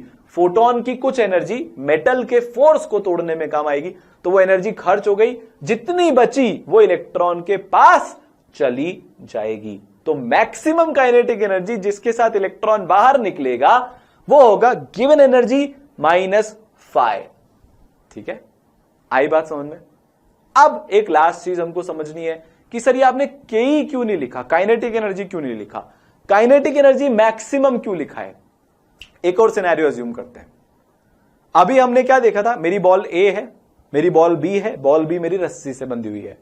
अब अगर आप इस तरह से इमेजिन करो, अगर मैं बहुत सारी बॉल्स ले लेता हूं, अगर मैं बहुत सारी बॉल्स ले लेता हूं जो मेरी बॉल बी के आगे पड़ी हुई है, तो मैंने इसको फेंका ए को, ये बी से टकराई, रस्सी टूटी, बी आगे भागा, भागी मतलब, और वो कोई दूसरी रैंडम बॉल से टकरा गई, तो ये तो फिर इसकी एनर्जी कम हो जाएगी ना, क्योंकि कुछ एनर्जी इसने टक्कर में ट्रांसफर भी तो कर दी। इसका कोलिजन हुआ बॉल बी का, लेट से बॉल सी के साथ, तो बी के पास जो एनर्जी थी वो कुछ सी में ट्रांसफर हो गई। हो, आई बात समझ में? एक बात बताओ, किसी भी मेटल के अंदर सिर्फ एक इलेक्ट्रॉन होता है क्या? नहीं सर, नहीं सर, बहुत सारे इलेक्ट्रॉन्स होते हैं। इसका मतलब कि जितनी भी एनर्जी फोटोन ने इलेक्ट्रॉन के पास ट्रांसफर करी वर्क फंक्शन को हटा के, वो दूसरे इलेक्ट्रॉन्स के साथ टक्कर में लूज हो सकती है। तो इसीलिए हमने मैक्सिमम काइनेटिक एनर्जी लिखा है। वो केस जहां पे इलेक्ट्रॉन बिना किसी से टकराए एकदम मेटल से बाहर निकल जाए, उस केस में मैक्सिमम काइनेटिक एनर्जी मिलेगी। बाकी सारे केसेस में टक्कर होने के कारण हमको मैक्सिमम काइनेटिक एनर्जी से कम काइनेटिक एनर्जी मिलेगी, क्योंकि दूसरे इलेक्ट्रॉन्स के साथ टक्कर में एनर्जी लूज हो गई। आई बात समझ में? इसीलिए मैक्सिमम काइनेटिक एनर्जी लिखा है। तो फोटो इलेक्ट्रॉन्स की जो एनर्जी होती है वो 0 से लेकर मैक्सिमम काइनेटिक एनर्जी तक के बीच में होती है। अगर कोई टक्कर नहीं हुई तो मैक्सिमम काइनेटिक एनर्जी के साथ बाहर निकलेगा। अगर टक्कर हो गई और बहुत ज्यादा टक्कर हो गई तो ऐसा भी हो सकता है जस्ट बाहर निकले, बिना किसी वेलोसिटी के साथ जस्ट बाहर निकले। तो 0 से मैक्सिमम काइनेटिक एनर्जी। कम टक्कर हुई तो बीच के किसी काइनेटिक एनर्जी के साथ निकल जाएगा, मैक्सिमम और 0 के बीच की। इसीलिए आइंस्टाइन की इक्वेशन को इतना रिस्पेक्ट मिला, इतना तगड़े तरह से उन्होंने समझाया। अब आप एग्जैक्टली कैलकुलेट कर सकते हो। क्वेश्चन में हमेशा मैक्सिमम काइनेटिक एनर्जी ही पूछा जाता है। तो एच न्यू क्या है? फोटोन की एनर्जी। फाई क्या है? Work function. के मैक्स आपको पता है, ठीक है। तो जैसे जैसे आप लाइट की इंटेंसिटी इंक्रीज करोगे फोटो करंट बढ़ेगा, पर काइनेटिक एनर्जी से फोटो इलेक्ट्रॉन की एनर्जी नहीं बढ़ती। वो भी इस इक्वेशन ने सिंप्लीफाई कर दिया। इस इक्वेशन में सिर्फ फोटोन की फ्रीक्वेंसी बढ़ाने पर के मैक्स बढ़ सकता है, इंटेंसिटी की कोई भी बात नहीं हुई है, ठीक है। आगे चले, पक्का, ठीक है। चलो, तो हमने क्या सीखा? हमने बहुत सिंपल सी चीज सीखी कि यार जो फोटो इलेक्ट्रॉन्स निकल रहे हैं, जो मेटल को बाय बाय टाटा तुसी जा रहे हो बोलकर जा रहे हैं, उनकी जो मैक्सिमम काइनेटिक एनर्जी होगी वो के मैक्स होगी। बट सारे इलेक्ट्रॉन्स इतनी एनर्जी लेकर नहीं निकलेंगे, कुछ इलेक्ट्रॉन्स के पास इससे कम एनर्जी भी होगी। तो हम ये बोल सकते हैं कि kinetic energy of ejected electron, जो इलेक्ट्रॉन निकले हैं, उनकी वैल्यू 0 से के मैक्स के बीच में हो सकती है। अब क्योंकि ई सरल है, तो ई सरल है तो सब सरल है, और विजुअलाइजेशन भी है, तो विजुअलाइज कर ले भैया और बहनों, कर ले, मजा आने वाला है। अब ध्यान से देखना, आप बोलोगे तो 2 बार भी दिखा दूंगा, पर ध्यान से देखना हमको पड़ेगा। चलो, तो ये मेरा मेटल सरफेस है, ठीक है, हमको बात समझ में आ गई। अब मान लो एक फोटोन आता है और वो सबसे ऊपर वाले इलेक्ट्रॉन को हिट करता है, तो वो बिना किसी हिंड्रेंस के, वापस से देखो, हमारा फोटोन आया और उसने इस इलेक्ट्रॉन को हिट किया, और ये बिना किसी हिंड्रेंस के, क्योंकि ये एकदम सरफेस पे था, सबसे ऊपर था, बिना दूसरे इलेक्ट्रॉन से टकराए बाहर निकल गया। पर अगर उसकी जगह फोटोन आके इस इलेक्ट्रॉन से टकराता है, तो आपने ये देखा कि ये 2 और इलेक्ट्रॉन से टकरा गया बाहर निकलने से पहले। तो जो फोटोन ने इसको एनर्जी दी, वापस से देखते हैं, जल्दी हो गया, स्लो करके देखते हैं, ये आया, टकराया, और ये इलेक्ट्रॉन 2 और इलेक्ट्रॉन से साइड में टकरा के साइड में करता हुआ गया। तो इसको जितनी एनर्जी हमारे फोटोन ने दी थी, ये जो फोटो इलेक्ट्रॉन बाहर निकला, इसको जितनी एनर्जी फोटोन ने दी थी, उसमें से कुछ कहां पे चली गई? खर्च हो गई। खर्च कैसे हो गई? क्योंकि जब ये इलेक्ट्रॉन से टकराएगा, दूसरे इलेक्ट्रॉन से टकराएगा, देखो वापस से दिखाता हूं, ये फोटोन आया ध्यान से, और ये टक्कर हुई। इस टक्कर के मोमेंट पे इसकी एनर्जी थोड़ी बहुत दूसरे इलेक्ट्रॉन्स के पास चली जाएगी। तो इसकी जो एनर्जी होगी वो के मैक्स से कम होगी। अब कुछ कुछ इलेक्ट्रॉन्स ऐसे होते हैं जो पूरा अंदर ही अपनी सारी एनर्जी लूज करके जस्ट बाहर निकलते हैं, तो उनकी एनर्जी कितनी होगी? 0 होगी। तो हमने क्या समझा कि अगर टक्कर नहीं हुई, अगर कोई रेजिस्टेंस नहीं मिला अंदर, तो इलेक्ट्रॉन जो है वो एच न्यू माइनस फाई, ठीक है, फोटोन की एनर्जी माइनस वर्क फंक्शन की जितनी एनर्जी लेके बाहर निकल जाएगा। पर अगर अंदर हिंड्रेंस हुआ, टक्कर हुई, तो फिर जो इलेक्ट्रॉन बाहर निकलेगा उसकी एनर्जी के मैक्स से कम होगी। हमको समझ में आ गया? बहुत सिंपल सी बात है। तो यार एक बार वर्क फंक्शन की डेफिनेशन लिख लें, डेफिनेशन इंपॉर्टेंट होती है, ठीक है। इसको कॉपी में लिखना नहीं लिखना आपके ऊपर है। अगर हाथ दिख रहे हो तो कॉपी में मत लिखना, और नहीं दिख रहे हो तो लिख लेना। वर्क फंक्शन क्या होता है यार? देखो, जो न्यूक्लियस है मेटल का, वो इलेक्ट्रॉन के ऊपर अट्रैक्शन फोर्स लगाएगा, डेफिनेटली लगाएगा। आयनाइजेशन एनर्जी हमने बोर के मॉडल में पढ़ी थी। जो प्रोटॉन्स होते हैं, जो न्यूक्लियस होता है, वो पॉजिटिवली चार्ज होता है, ठीक है, और जो इलेक्ट्रॉन होता है वो नेगेटिवली चार्ज होता है। नेगेटिव और पॉजिटिव के बीच में लव स्टोरी हमेशा चलती रहती है। नेगेटिव और पॉजिटिव के बीच में प्रेम मोहब्बत चलती रहती है। पॉजिटिव नेगेटिव को आसानी से नहीं जाने देता, आपको धक्के मार के बाहर निकालना पड़ता है। उस मिनिमम एनर्जी को, वो मिनिमम धक्के को, जितना हमने मिनिमम एनर्जी दे दी पर इलेक्ट्रॉन कि वो मेटल को छोड़ के भाग जाए, उसके प्रेम की जो बाउंड्री थी वो क्रॉस हो जाए, उसको वर्क फंक्शन बोला जाता है। ये हमको समझ में आता है, सिर्फ डेफिनेशन लिखने की बात थी, ठीक है।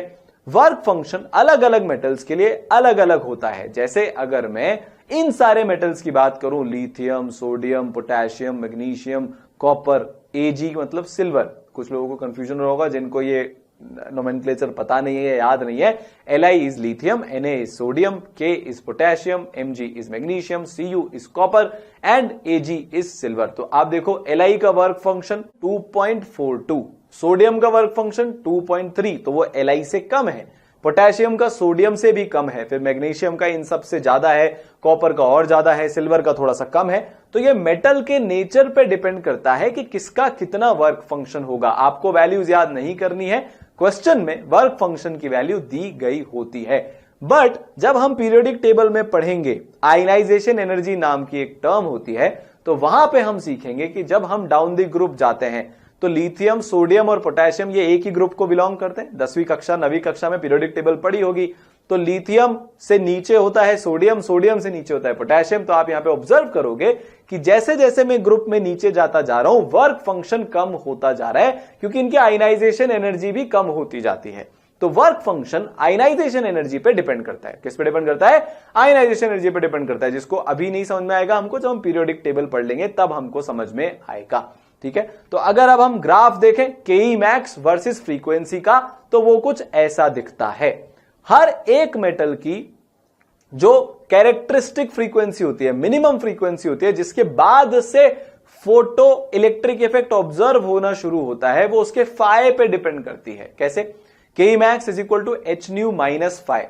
मान लो मैक्सिमम काइनेटिक एनर्जी वाला इलेक्ट्रॉन, मतलब के जीरो, जस्ट निकलने वाला इलेक्ट्रॉन की जितनी अगर आपको फ्रीक्वेंसी भेजनी है, तो के मैक्स को जीरो पुट कर दो, H nu minus phi is equal to zero, तो H nu is equal to phi.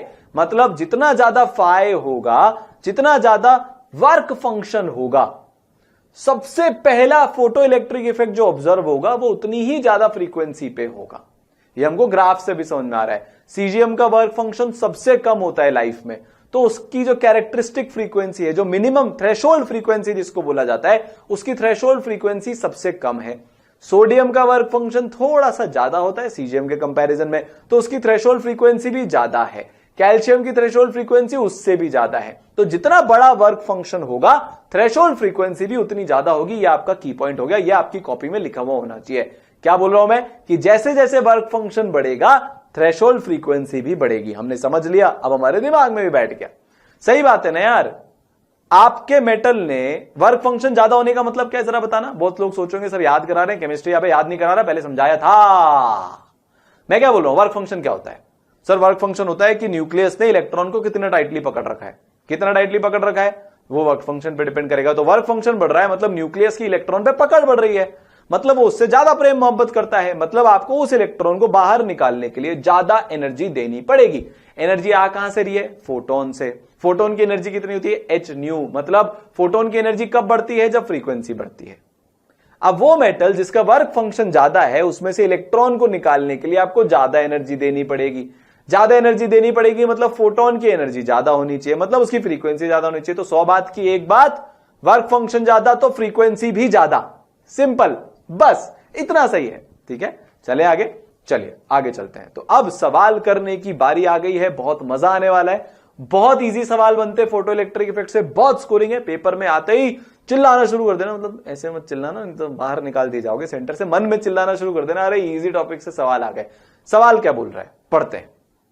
एक मेटल सरफेस से फोटो इलेक्ट्रॉन ऑरेंज लाइट से बाहर ही नहीं आते। कितनी देर तक भी ऑरेंज लाइट मारते रहो मारते रहो मारते रहो, फोटो इलेक्ट्रॉन्स बाहर ही नहीं आएंगे, क्योंकि हमको पता है जब तक थ्रेशोल्ड फ्रीक्वेंसी नहीं पड़ेगी तब तक आप 1 करोड़ साल तक ऑरेंज लाइट मारते रहना, फोटो इलेक्ट्रॉन्स बाहर नहीं आएंगे।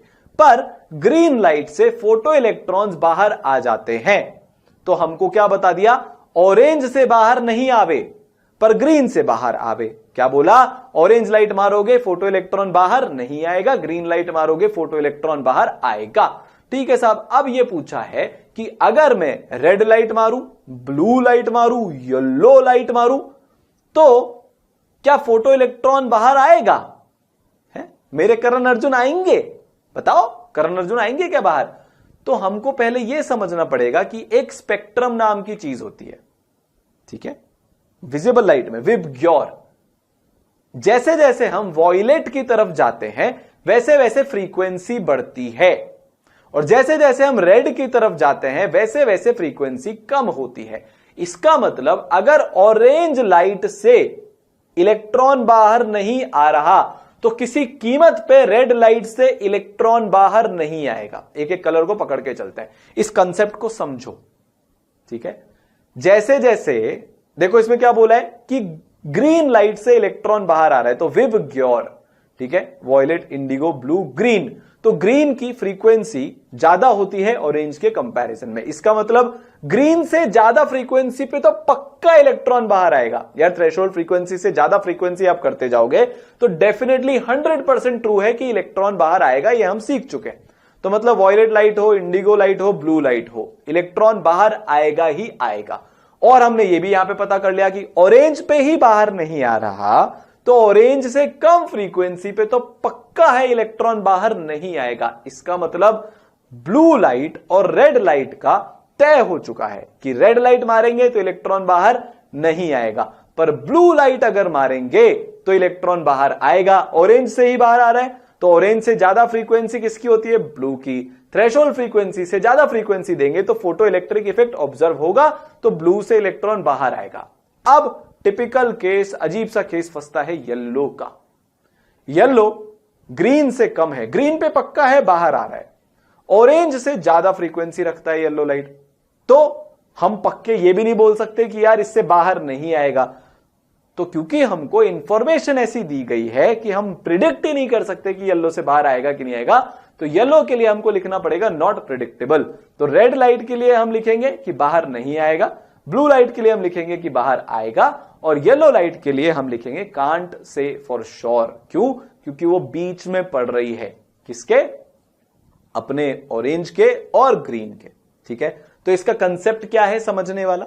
जो गिवन फ्रीक्वेंसी है जिससे आपको पक्का पता है कि यार फोटो इलेक्ट्रॉन बाहर निकल रहा है, फोटो इलेक्ट्रिक इफेक्ट ऑब्जर्व हो रहा है, उससे ज्यादा फ्रीक्वेंसी पे definitely photo electric effect show होगा। जो गिवन फ्रीक्वेंसी है जिस पे फोटो इलेक्ट्रिक इफेक्ट ऑब्जर्व नहीं हो रहा, उससे नीचे फ्रीक्वेंसी पे आप कुछ भी कर लो, फोटो इलेक्ट्रॉन बाहर नहीं निकलेंगे, नहीं निकलेंगे, नहीं नहीं नहीं। और अगर उसके बीच की फ्रीक्वेंसी है जहां पे इलेक्ट्रॉन निकल रहा है और जहां पे इलेक्ट्रॉन नहीं निकल रहा, तो आप प्रिडिक्ट नहीं कर सकते जब तक एक्सपेरिमेंटली आपके सामने रिजल्ट नहीं आ जाते। क्लियर हुआ? ठीक है, चले आगे। तो अब बहुत सिंपल सा क्वेश्चन आपको दिया हुआ है, आपको फाई दिया हुआ है, work function 3 electron volt, electromagnetic radiation दिया हुआ है 200 नैनोमीटर का, जो मेटल सरफेस पे फॉल कर रहा है। तो आपसे पूछा गया है कि यार मैक्सिमम स्पीड बता दो, तो हम ke max is equal to h nu minus phi का फॉर्मूला लगाएंगे। जब भी आपको ऐसा कुछ दिया गया हो कि यार कोई सी लाइट या इलेक्ट्रोमैग्नेटिक रेडिएशन मेटल पे फॉल हो रहा है और इलेक्ट्रॉन की स्पीड, काइनेटिक एनर्जी की बात करी गई हो, वर्क फंक्शन टाइप का कुछ दिया गया हो, तो समझ लेना कि बात फोटो इलेक्ट्रिक इफेक्ट की हो रही है और फॉर्मूला लगेगा ke max is equal to h nu minus phi. तो यहां पे लगा लेते हैं, तो ke max is equal to h nu minus phi. ठीक है, तो h nu की जगह हम क्या लिखेंगे? h c बाय लेमडा, क्योंकि nu is equal to c by lambda. Speed of light, electromagnetic radiation है, सारे इलेक्ट्रोमैग्नेटिक रेडिएशन किससे फ्लो करते हैं, मतलब किस वेलोसिटी से आगे बढ़ते हैं? स्पीड ऑफ लाइट से। तो बहुत सिंपल है। ठीक है, तो E इज इक्वल टू, मैंने आपको फॉर्मूला याद कराया था, बोला था इसको याद रखना, E is equal to 1240 upon 200। जब हमारे पास नैनोमीटर में वेवलेंथ दी होती है तो हम एनर्जी को डायरेक्टली इलेक्ट्रॉन वोल्ट में निकाल सकते हैं। कैसे? 1240 से डिवाइड करके। अगर एंगस्ट्रॉम में दी हो तो 12400 से डिवाइड करके हम एनर्जी ऑफ दैट फोटोन निकाल सकते हैं। तो हमारे पास एनर्जी कितनी आ जाएगी? 6.2 इलेक्ट्रॉन वोल्ट। आप hc बाय लैम्डा लगाओगे ना, SI यूनिट्स में सबको डालोगे, h को भी, c को भी और वेवलेंथ को भी, तो भी आपके पास सेम ही वैल्यू आएगी। तो हमारे पास फोटोन की एनर्जी कितनी हो गई? 6.2। फाई हमको कितना दिया है? 3। तो ke max कितना हो जाएगा? 6.2 minus 3 which is equal to 3.2। और ke का फॉर्मूला क्या होता है? Half mv square.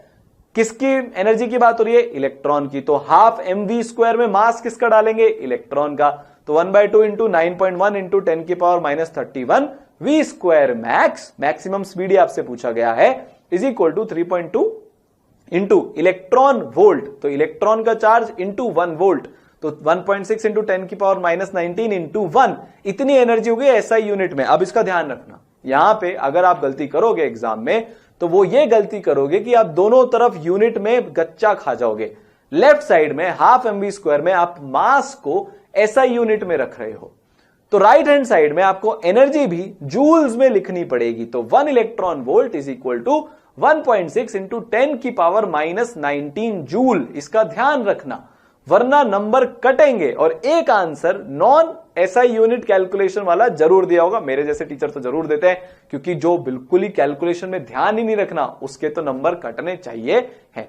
तो अब सिंपल सी कैलकुलेशन हो गई है, v square max is equal to इतना, तो v max is equal to 1.06 into 10 की पावर 6। तो मैक्सिमम वेलोसिटी जिसके साथ इलेक्ट्रॉन बाहर निकलेगा गिवन रेडिएशन, गिवन फ्रीक्वेंसी या गिवन वेवलेंथ पे, वो हो जाएगा 1.06 इंटू 10 की पावर 6। अब कुछ बच्चों का तो बहुत ऐसा लग रहा होगा कि सर इतनी खतरनाक कैलकुलेशन दी गई है, हम इसको कैलकुलेट कैसे करेंगे?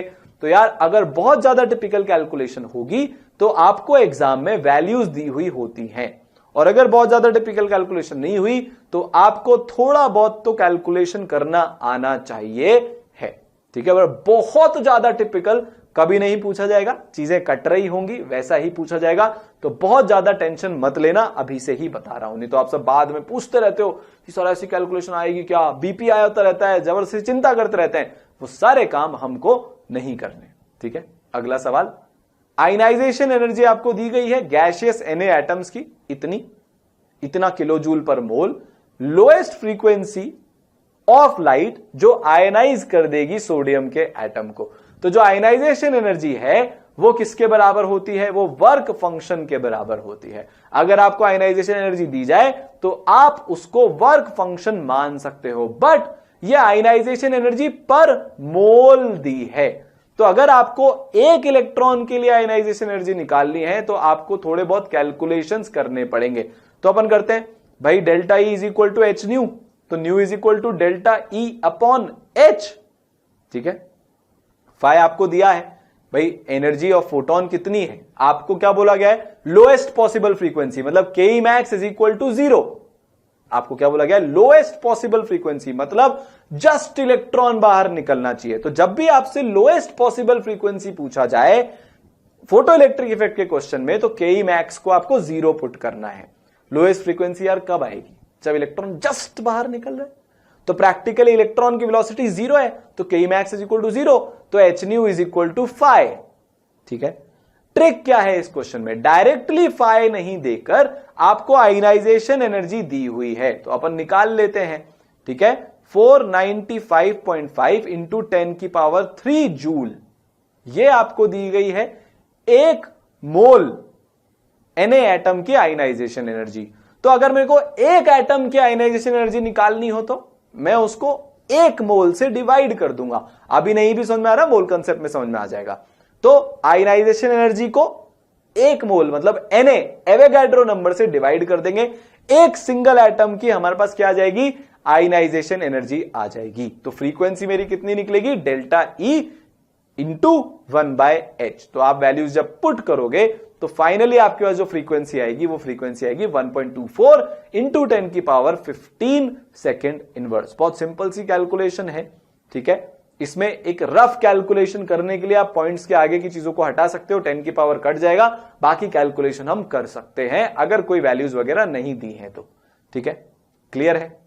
चले आगे, ये किया कैसे एक बार फिर से समझा देता हूं। देखो, मेरे को आयनाइजेशन एनर्जी दी गई थी पर मोल, पर मेरे को तो एक सोडियम एटम में से फोटोन निकालना है, तो मैं पर मोल का क्या करूंगा? मेरे को तो वर्क फंक्शन निकालना है, तो वर्क फंक्शन तो एक सिंगल एटम का होता है, तो वो वर्क फंक्शन में कैसे निकालूंगा?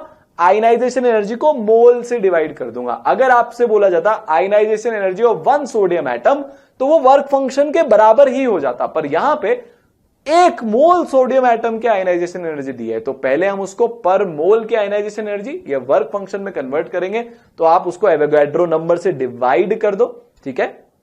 तो जितना भी गिवन है, देखो किलो जूल में गिवन है, पहले उसको जूल में लेके आओ, सब कुछ ऐसा यूनिट में होना चाहिए। तो किलो जूल से जूल में लाने के लिए 10 की पावर 3 से अपन ने मल्टीप्लाई किया, उसको डिवाइड कर दिया एवोगाड्रो नंबर से इंटू 1/h। सिंपल सी कैलकुलेशन आप कर सकते हैं, ठीक है। नहीं भी कर सकते हैं तो इवेंचुअली अभी हमारे पास टाइम है, करना सीख जाओगे। प्लीज इससे डर के भागना मत, ठीक है। आगे बढ़े, मजा आ रहा है? चले, बहुत सिंपल टॉपिक है यार, फोटो इलेक्ट्रिक, ऐसे ही सवाल आते हैं पेपर में भी, ऐसे ही सवाल आएंगे, इजीली मार्क्स आते हैं। आगे बढ़ते हैं, नेक्स्ट क्वेश्चन थ्योरेटिकल है, बिना वैल्यूज वाला है, जिसमें कोई फाइनल आंसर, कोई नंबर नहीं आएगा, टर्म्स ऑफ लेमडा और एम और एच में आएगा। ऐसे क्वेश्चन भी आते हैं, ठीक है। आपसे क्या बोला गया है? जैसे थ्रेशोल्ड फ्रीक्वेंसी होती है ना, न्यू नॉट, वैसे ही उसके corresponding C upon threshold frequency जो होती है वो थ्रेशोल्ड वेवलेंथ कहलाती है। ठीक है, जितना कम लेमडा उतनी ज्यादा एनर्जी, ये चीज अपने को दिमाग में रखनी है, ऑलरेडी हमको आती है। आगे बढ़ते हैं।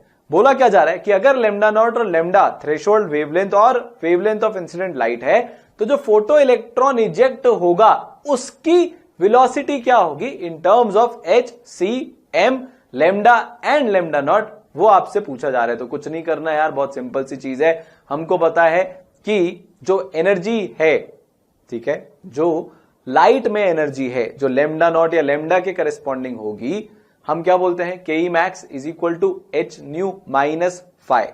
ठीक है, तो H nu is equal to K E max plus phi. इसी टर्म में ये इक्वेशन को हमने लिख दिया E is equal to phi plus, तो एच न्यू को हमने E लिखा है, E ऑफ व्हाट, जो इंसिडेंट लाइट है, जो लाइट आपने मेटल की प्लेट के ऊपर मारी है उसको हमने E लिख दिया। तो h c by lambda naught is equal to E। यहां पे E का मतलब ये है, कंफ्यूज मत होना E कहां से आ गया इस इक्वेशन में, इक्वेशन सेम है। ठीक है, इक्वेशन अभी भी सेम है, K E max half M we square. ठीक है, फाइव को आप लेफ्ट हैंड साइड में ले जाओ तो E minus phi, E is equal to H nu, तो H nu minus phi is equal to half M we square. Equation एकदम सेम है, आंसर लाने के लिए इस फॉर्मेट में लिख दिया। ठीक है, तो E की वैल्यू क्या है, एच न्यू मतलब एच सी बाय लेमडा।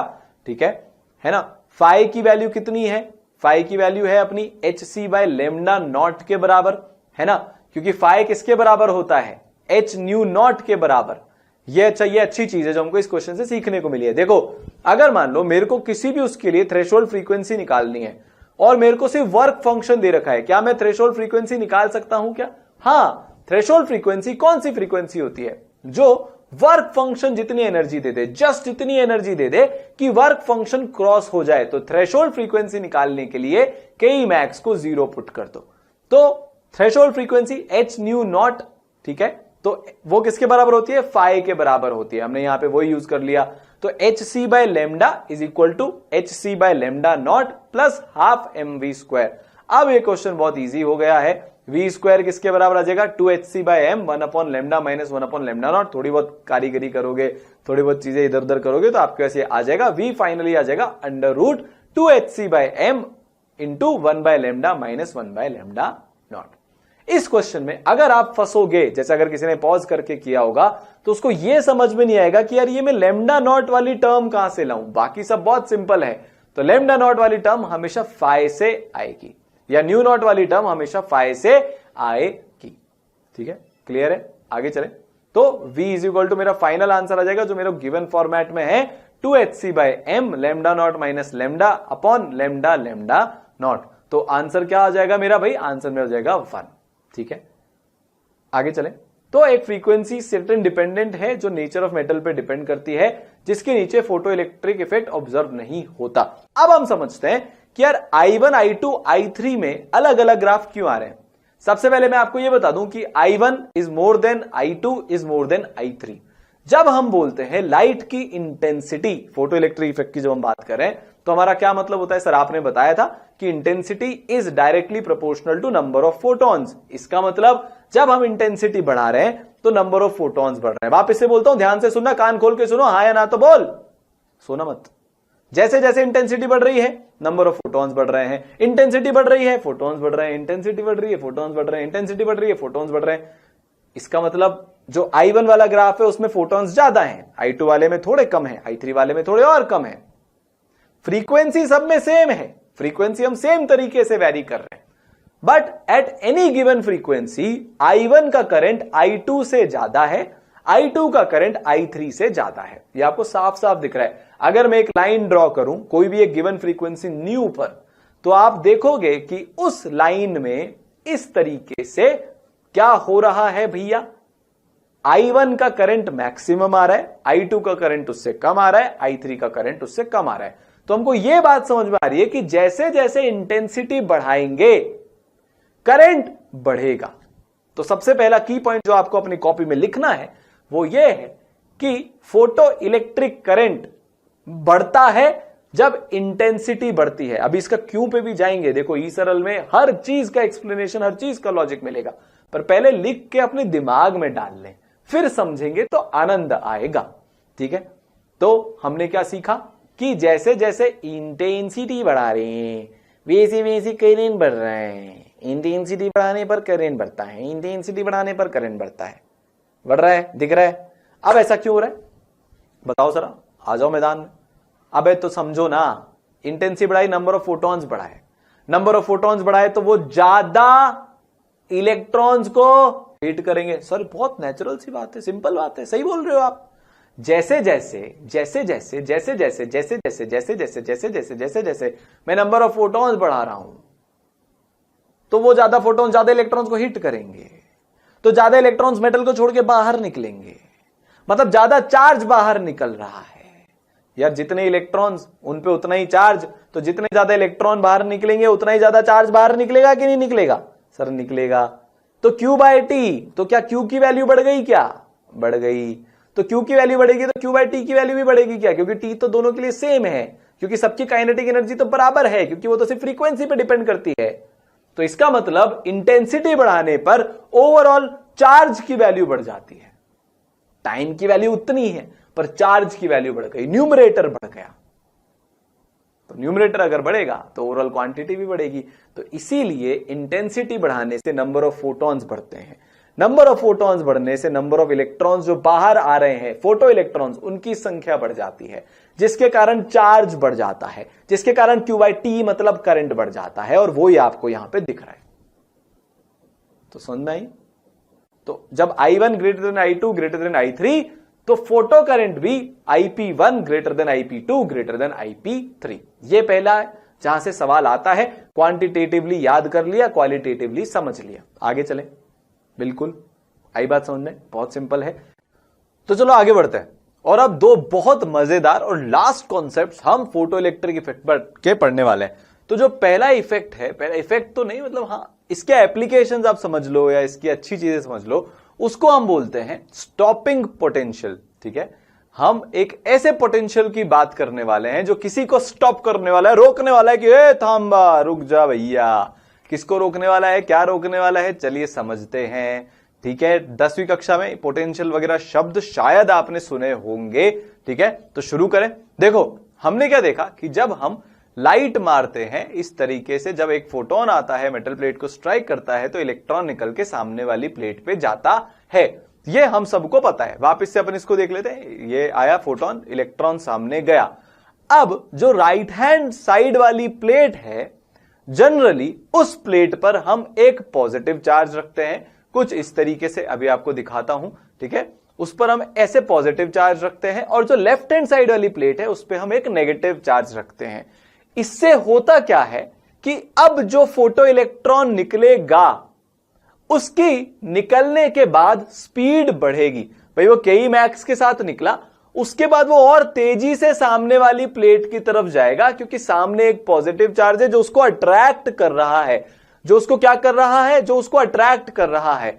तो अगर हम राइट हैंड साइड वाली प्लेट पर पॉजिटिव चार्ज लगा दें, लेफ्ट हैंड साइड वाली प्लेट पर नेगेटिव चार्ज लगा दें, तो इलेक्ट्रॉन जल्दी जाएगा। ध्यान से नोटिस करना, ये फोटोन आया, इलेक्ट्रॉन इस बार तेजी से भाग के चला गया, क्योंकि सामने से अट्रैक्टिव फोर्स है। यार सामने पॉजिटिव है, पीछे नेगेटिव है। आपको पता है नेगेटिव और पॉजिटिव में प्यार मोहब्बत कितना है, बहुत ज्यादा है, बहुत बहुत बहुत बहुत बहुत ज्यादा है। तो वो निकल लेगा, जोर से भागेगा। तो इससे हुआ क्या कि पहले अगर एक इलेक्ट्रॉन मान लो 2 सेकंड में पहुंचा था, रैंडम डेटा है, कोई एक्सपेरिमेंटल ऐसा कुछ नहीं है, ऐसे अपन अज्यूम कर लेते हैं, सपोज करने में अपना क्या ही जा रहा है, कितनी चीजें अपन सपोज कर लेते हैं दुनिया में। मेरे बोलते ही लोगों के मन में विचार आ गया है ना, पता नहीं क्या क्या हम स्कूल लाइफ में, भैया हमने भी बहुत सपोज किया है यार, ये मेरी हो जाती तो क्या होता। और पता नहीं कहां तक पहुंच जाते हैं, कौन सी उम्र के पड़ाव तक पहुंच जाते। तो यार ये तो आप सपोज कर ही सकते हो, राइट। इसको सपोज करने में तो आपको दिक्कत नहीं है। ये तो सपोज कर लो कि पहले अगर पॉजिटिव चार्ज नहीं था राइट हैंड साइड वाली प्लेट पर, तो इलेक्ट्रॉन 2 सेकंड में पहुंच रहा था। अब आपने पॉजिटिव चार्ज लगा दिया तो इलेक्ट्रॉन क्या होगा, इलेक्ट्रॉन कितने सेकंड में पहुंच जाएगा, 1 सेकंड में पहुंच जाएगा। तो Q कितना है, 1 इलेक्ट्रॉन के चार्ज के बराबर। और T कितना है बताओ।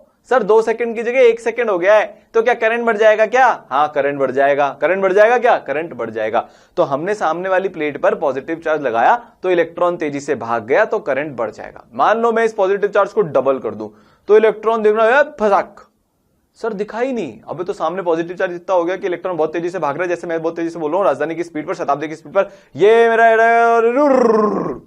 इलेक्ट्रॉन सामने पहुंच गया। ठीक है, मान लो मैं आपसे बोलता हूं कि यार अब पर मैं ये उल्टा काम करने वाला हूं, अब बहुत इंटरेस्टिंग चीज चालू होने वाली है, बहुत इंट्यूटिवली आपको समझ में आएगा। ये सरल है तो सब सरल है भैया, विजुअलाइजेशन यहां पे आपको साफ साफ दिख रहा है, होते हुए दिख रहा है। मैं ये नहीं बोल रहा है एक बोर्ड पे कि यार ये देख देख इलेक्ट्रॉन जा रहा है, आप सर पकड़ लोगे सर कहां जा रहा है, यहां पे आपको दिख रहा है। अब हमने क्या किया, इसको बोलते हैं पोलैरिटी रिवर्स करना। मतलब पहले जहां पे नेगेटिव था वहां पे पॉजिटिव लगा दिया, जहां पे पॉजिटिव था वहां पे नेगेटिव लगा दिया। तो लेफ्ट हैंड साइड की प्लेट पर इस बार पॉजिटिव चार्ज है। देखो ये बात ध्यान रखना कि हम लाइट को हमेशा लेफ्ट हैंड साइड वाली प्लेट पर ही फेंकेंगे हमारे एक्सपेरिमेंट में, है ना। तो इलेक्ट्रॉन कहां से निकलेगा, लेफ्ट हैंड साइड वाली प्लेट पे से निकलेगा। अब जरा उस इलेक्ट्रॉन की अपन हालत समझते हैं। देखो फोटोन आया, उसने फोटो इलेक्ट्रॉन को बाहर निकला, उस फोटो इलेक्ट्रॉन को सिर्फ इमेजिन करना है भी जिसके पास Ke मैक्स है, बाकी सारे फोटो इलेक्ट्रॉन्स को भूल जाओ, हम सिर्फ वो बाहर निकलने वाले इलेक्ट्रॉन्स पे फोकस करेंगे जो Ke मैक्स के साथ बाहर निकल रहा है। तो फोटोन की एनर्जी लेकर इलेक्ट्रॉन बाहर तो निकल जाएगा, पर पीछे से उसको कोई बुला रहा होगा, आजा आजा आजा आजा। सर कौन बुला रहा होगा, अबे ये पॉजिटिव चार्ज रखा है ना अपन ने, तो पॉजिटिव चार्ज नेगेटिव चार्ज को क्या करता है, मोहब्बत करता है। तो इलेक्ट्रॉन निकल तो लेगा क्योंकि उसके पास बहुत सारी काइनेटिक एनर्जी है, बहुत सारी एनर्जी लेके वो भाग रहा है आगे की तरफ, तो वो निकल तो जाएगा, पर पीछे से उसको कोई बुला रहा है कि आजा आजा आजा। तो अब होगा क्या कि बिना किसी चार्ज के हमने देखा था इलेक्ट्रॉन 2 सेकंड में पहुंच रहा था। अब आपने क्योंकि एक पॉजिटिव चार्ज लेफ्ट वाली प्लेट पर लगा दिया, तो इलेक्ट्रॉन अब 2 सेकंड से ज्यादा 3 सेकंड में पहुंचेगा। फिर से सपोज ही कर रहा हूं, अज्यूम ही कर रहा हूं, आपको पता है अज्यूम तो कर सकते हैं। फोटोन आया, अब इलेक्ट्रॉन को आराम से धीरे धीरे धीरे धीरे पहुंच, क्यों भाई, क्योंकि पीछे पॉजिटिव चार्ज है, तो वो इलेक्ट्रॉन की स्पीड को धीरे धीरे कम करता जाएगा क्योंकि वो उसको पीछे बुला रहा है, पीछे की तरफ अट्रैक्शन का फोर्स है। पर ये अट्रैक्शन का फोर्स, ये पॉजिटिव चार्ज इतना नहीं है कि इलेक्ट्रॉन को जाने से ही रोक ले। अब अगर मान लो मैं +2 का चार्ज लगा देता हूं पीछे की तरफ, मैंने क्या किया, पीछे की तरफ मैंने +2 का चार्ज लगा दिया, आगे भी -2 हो जाएगा, वो आगे वाली प्लेट का हम नहीं सोच रहे, भी पीछे की प्लेट पर, मतलब लेफ्ट वाली प्लेट पर मैंने +2 का चार्ज लगा दिया। तो यार इलेक्ट्रॉन बोलेगा अबे तुम कर क्या रहे हो, पहले तुमने फोटोन से एनर्जी मारी, तुम मेरे से बोल रहे हो सामने वाली प्लेट पर जाओ, फिर तुमने पीछे +2 का चार्ज लगा दिया, तो मैं यार सुनूं तो सुनूं किसकी, मेरी काइनेटिक एनर्जी को तुम क्या करोगे। हम बोलेंगे यार अब क्या करें, हमको कॉन्सेप्ट तो सीखना है, एग्जाम में तो आता है और अच्छी चीज सीखने की भी है, मजा भी आता है साइंस में ये सारे कीड़े करने का, एक्सपेरिमेंटेशन करने का। तो हमारा फोटोन आएगा, मेरा फोटोन आएगा, वो इलेक्ट्रॉन ऐसा बस मर मर के जस्ट पहुंचेगा। तो सर इसका मतलब, मैं बोलूंगा हाँ दिमाग कितनी जली, इसका मतलब अगर मैं एक पॉजिटिव चार्ज और बढ़ा दूंगा तो इलेक्ट्रॉन तो राइट हैंड साइड की प्लेट पर पहुंच ही नहीं पाएगा। ये क्या बोल रहा हूं मैं, फोटोन आया, फोटो इलेक्ट्रॉन निकला, पर पीछे मतलब लेफ्ट हैंड साइड वाली प्लेट पर इतना ज्यादा पॉजिटिव चार्ज होने के कारण वो पॉजिटिव चार्ज इलेक्ट्रॉन को सामने वाली प्लेट पर पहुंचने ही नहीं देगा। कुछ इस प्रकार विजुलाइज कर लो, ये इलेक्ट्रॉन निकल तो गया, पर ये पॉजिटिव चार्ज उसको सामने वाली प्लेट पे पहुंचने से पहले ही अपने पास दोबारा बुला लेंगे।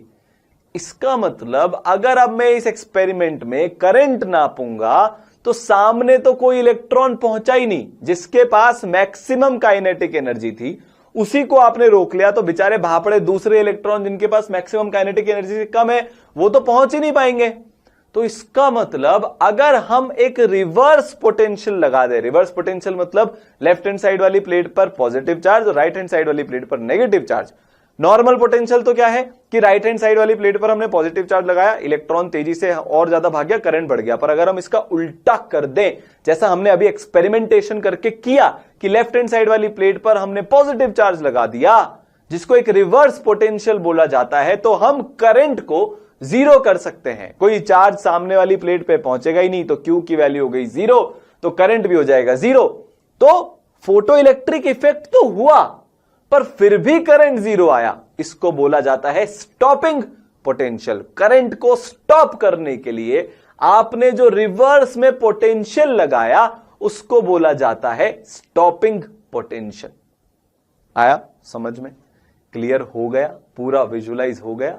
मजा आ गया? ठीक है, तो अब इसकी डेफिनेशन वा देख लेते हैं। Minimum applied reverse potential to stop photo current is called stopping potential, जिसको हम वी नॉट के नाम से जानते हैं। जिसको हम किस नाम से जानते हैं? जिसको हम वी नॉट के नाम से जानते हैं। मजा आया? समझ में आ गया? पक्का? अच्छा सर यहां पे मिनिमम वर्ड क्यों यूज किया है? क्योंकि यार हमको वो ही पोटेंशियल देखना है जो जस्ट जिसको लगाने से करंट जीरो हो जाए। आप उससे ज्यादा पोटेंशियल लगाओगे तो ऑब्वियसली बात है इलेक्ट्रॉन तो वापस पीछे लौट के आ ही जाएगा। मिनिमम की बात हो रही है, मिनिमम से मिनिमम हम कितना रिवर्स पोटेंशियल लगाएं कि फोटो करंट जीरो हो जाए, उसको बोला जाता है स्टॉपिंग पोटेंशियल। बस अब समझ में आ गया। अब सारी जो टेक्निकल चीजें हैं, ग्राफ वगैरह, वो अपन आराम से कर सकते हैं। देखो ये हमने potential difference versus photo electric current का ग्राफ बनाया है। जो राइट हैंड साइड वाला ग्राफ है, आई की जो वर्टिकल लाइन है उसके जो राइट हैंड साइड वाला ग्राफ है वो तो वो वाला ग्राफ है कि अगर हमने पॉजिटिव पोलैरिटी लगा रखी है, मतलब राइट हैंड साइड वाली प्लेट पर positive charge, left hand side वाली प्लेट पर नेगेटिव चार्ज, तो इसमें क्या होगा कि जैसे जैसे आप पोटेंशियल बढ़ाओगे करंट बढ़ता जाएगा बढ़ता जाएगा, एक पॉइंट पे जाके सैचुरेट हो जाएगा। इसको जस्ट हम अगली बार पढ़ेंगे सैचुरेशन करंट को। पर आप पोटेंशियल बढ़ाते जा रहे हो तो करंट भी बढ़ता जाएगा क्योंकि इलेक्ट्रॉन जल्दी पहुंचते जाएंगे एक लिमिट तक, उसके बाद करंट सैचुरेट हो जाएगा। हमारे लिए यहां पे जो हमने शुरुआत में ही समझ लिया था, ये जो हमारे लिए यहां पे इंटरेस्टिंग चीज है वो है वर्टिकल लाइन से लेफ्ट हैंड साइड वाला ग्राफ। आप अगर यहां पे ध्यान से देखोगे, आप अगर यहां पे ध्यान से देखोगे ना, तो आपको ध्यान से देखने पर एक चीज दिखेगी, एक चीज आपको ऑब्जर्व होगी ध्यान से देखने पर कि लेफ्ट हैंड साइड में एक ऐसा पॉइंट है जिसपे करंट जीरो हो जा रहा है। तो ग्राफिकली अगर आपको निकालना हो तो ये वाला पॉइंट हमारा वी नॉट से जिसको हमने मार्क किया हुआ है, ये हमारा स्टॉपिंग पोटेंशियल का पॉइंट है। ठीक है, आई बात समझ में? तो स्टॉपिंग पोटेंशियल मतलब potential difference versus photo electric current का ग्राफ ऐसा दिखता है, इंपॉर्टेंट ग्राफ है। ठीक है, आई बात समझ में? इसमें आपको एक पॉइंट मिलता है जहां पे करंट जीरो है, उस पॉइंट को स्टॉपिंग पोटेंशियल मिलता है, बोला जाता है। ये क्वांटिटेटिवली हमने समझ लिया और क्वालिटेटिवली हम पहले ही समझ चुके हैं। तो स्टॉपिंग पोटेंशियल का फंडा क्लियर हुआ क्या आपको? पक्का है? आगे चले? श्योर?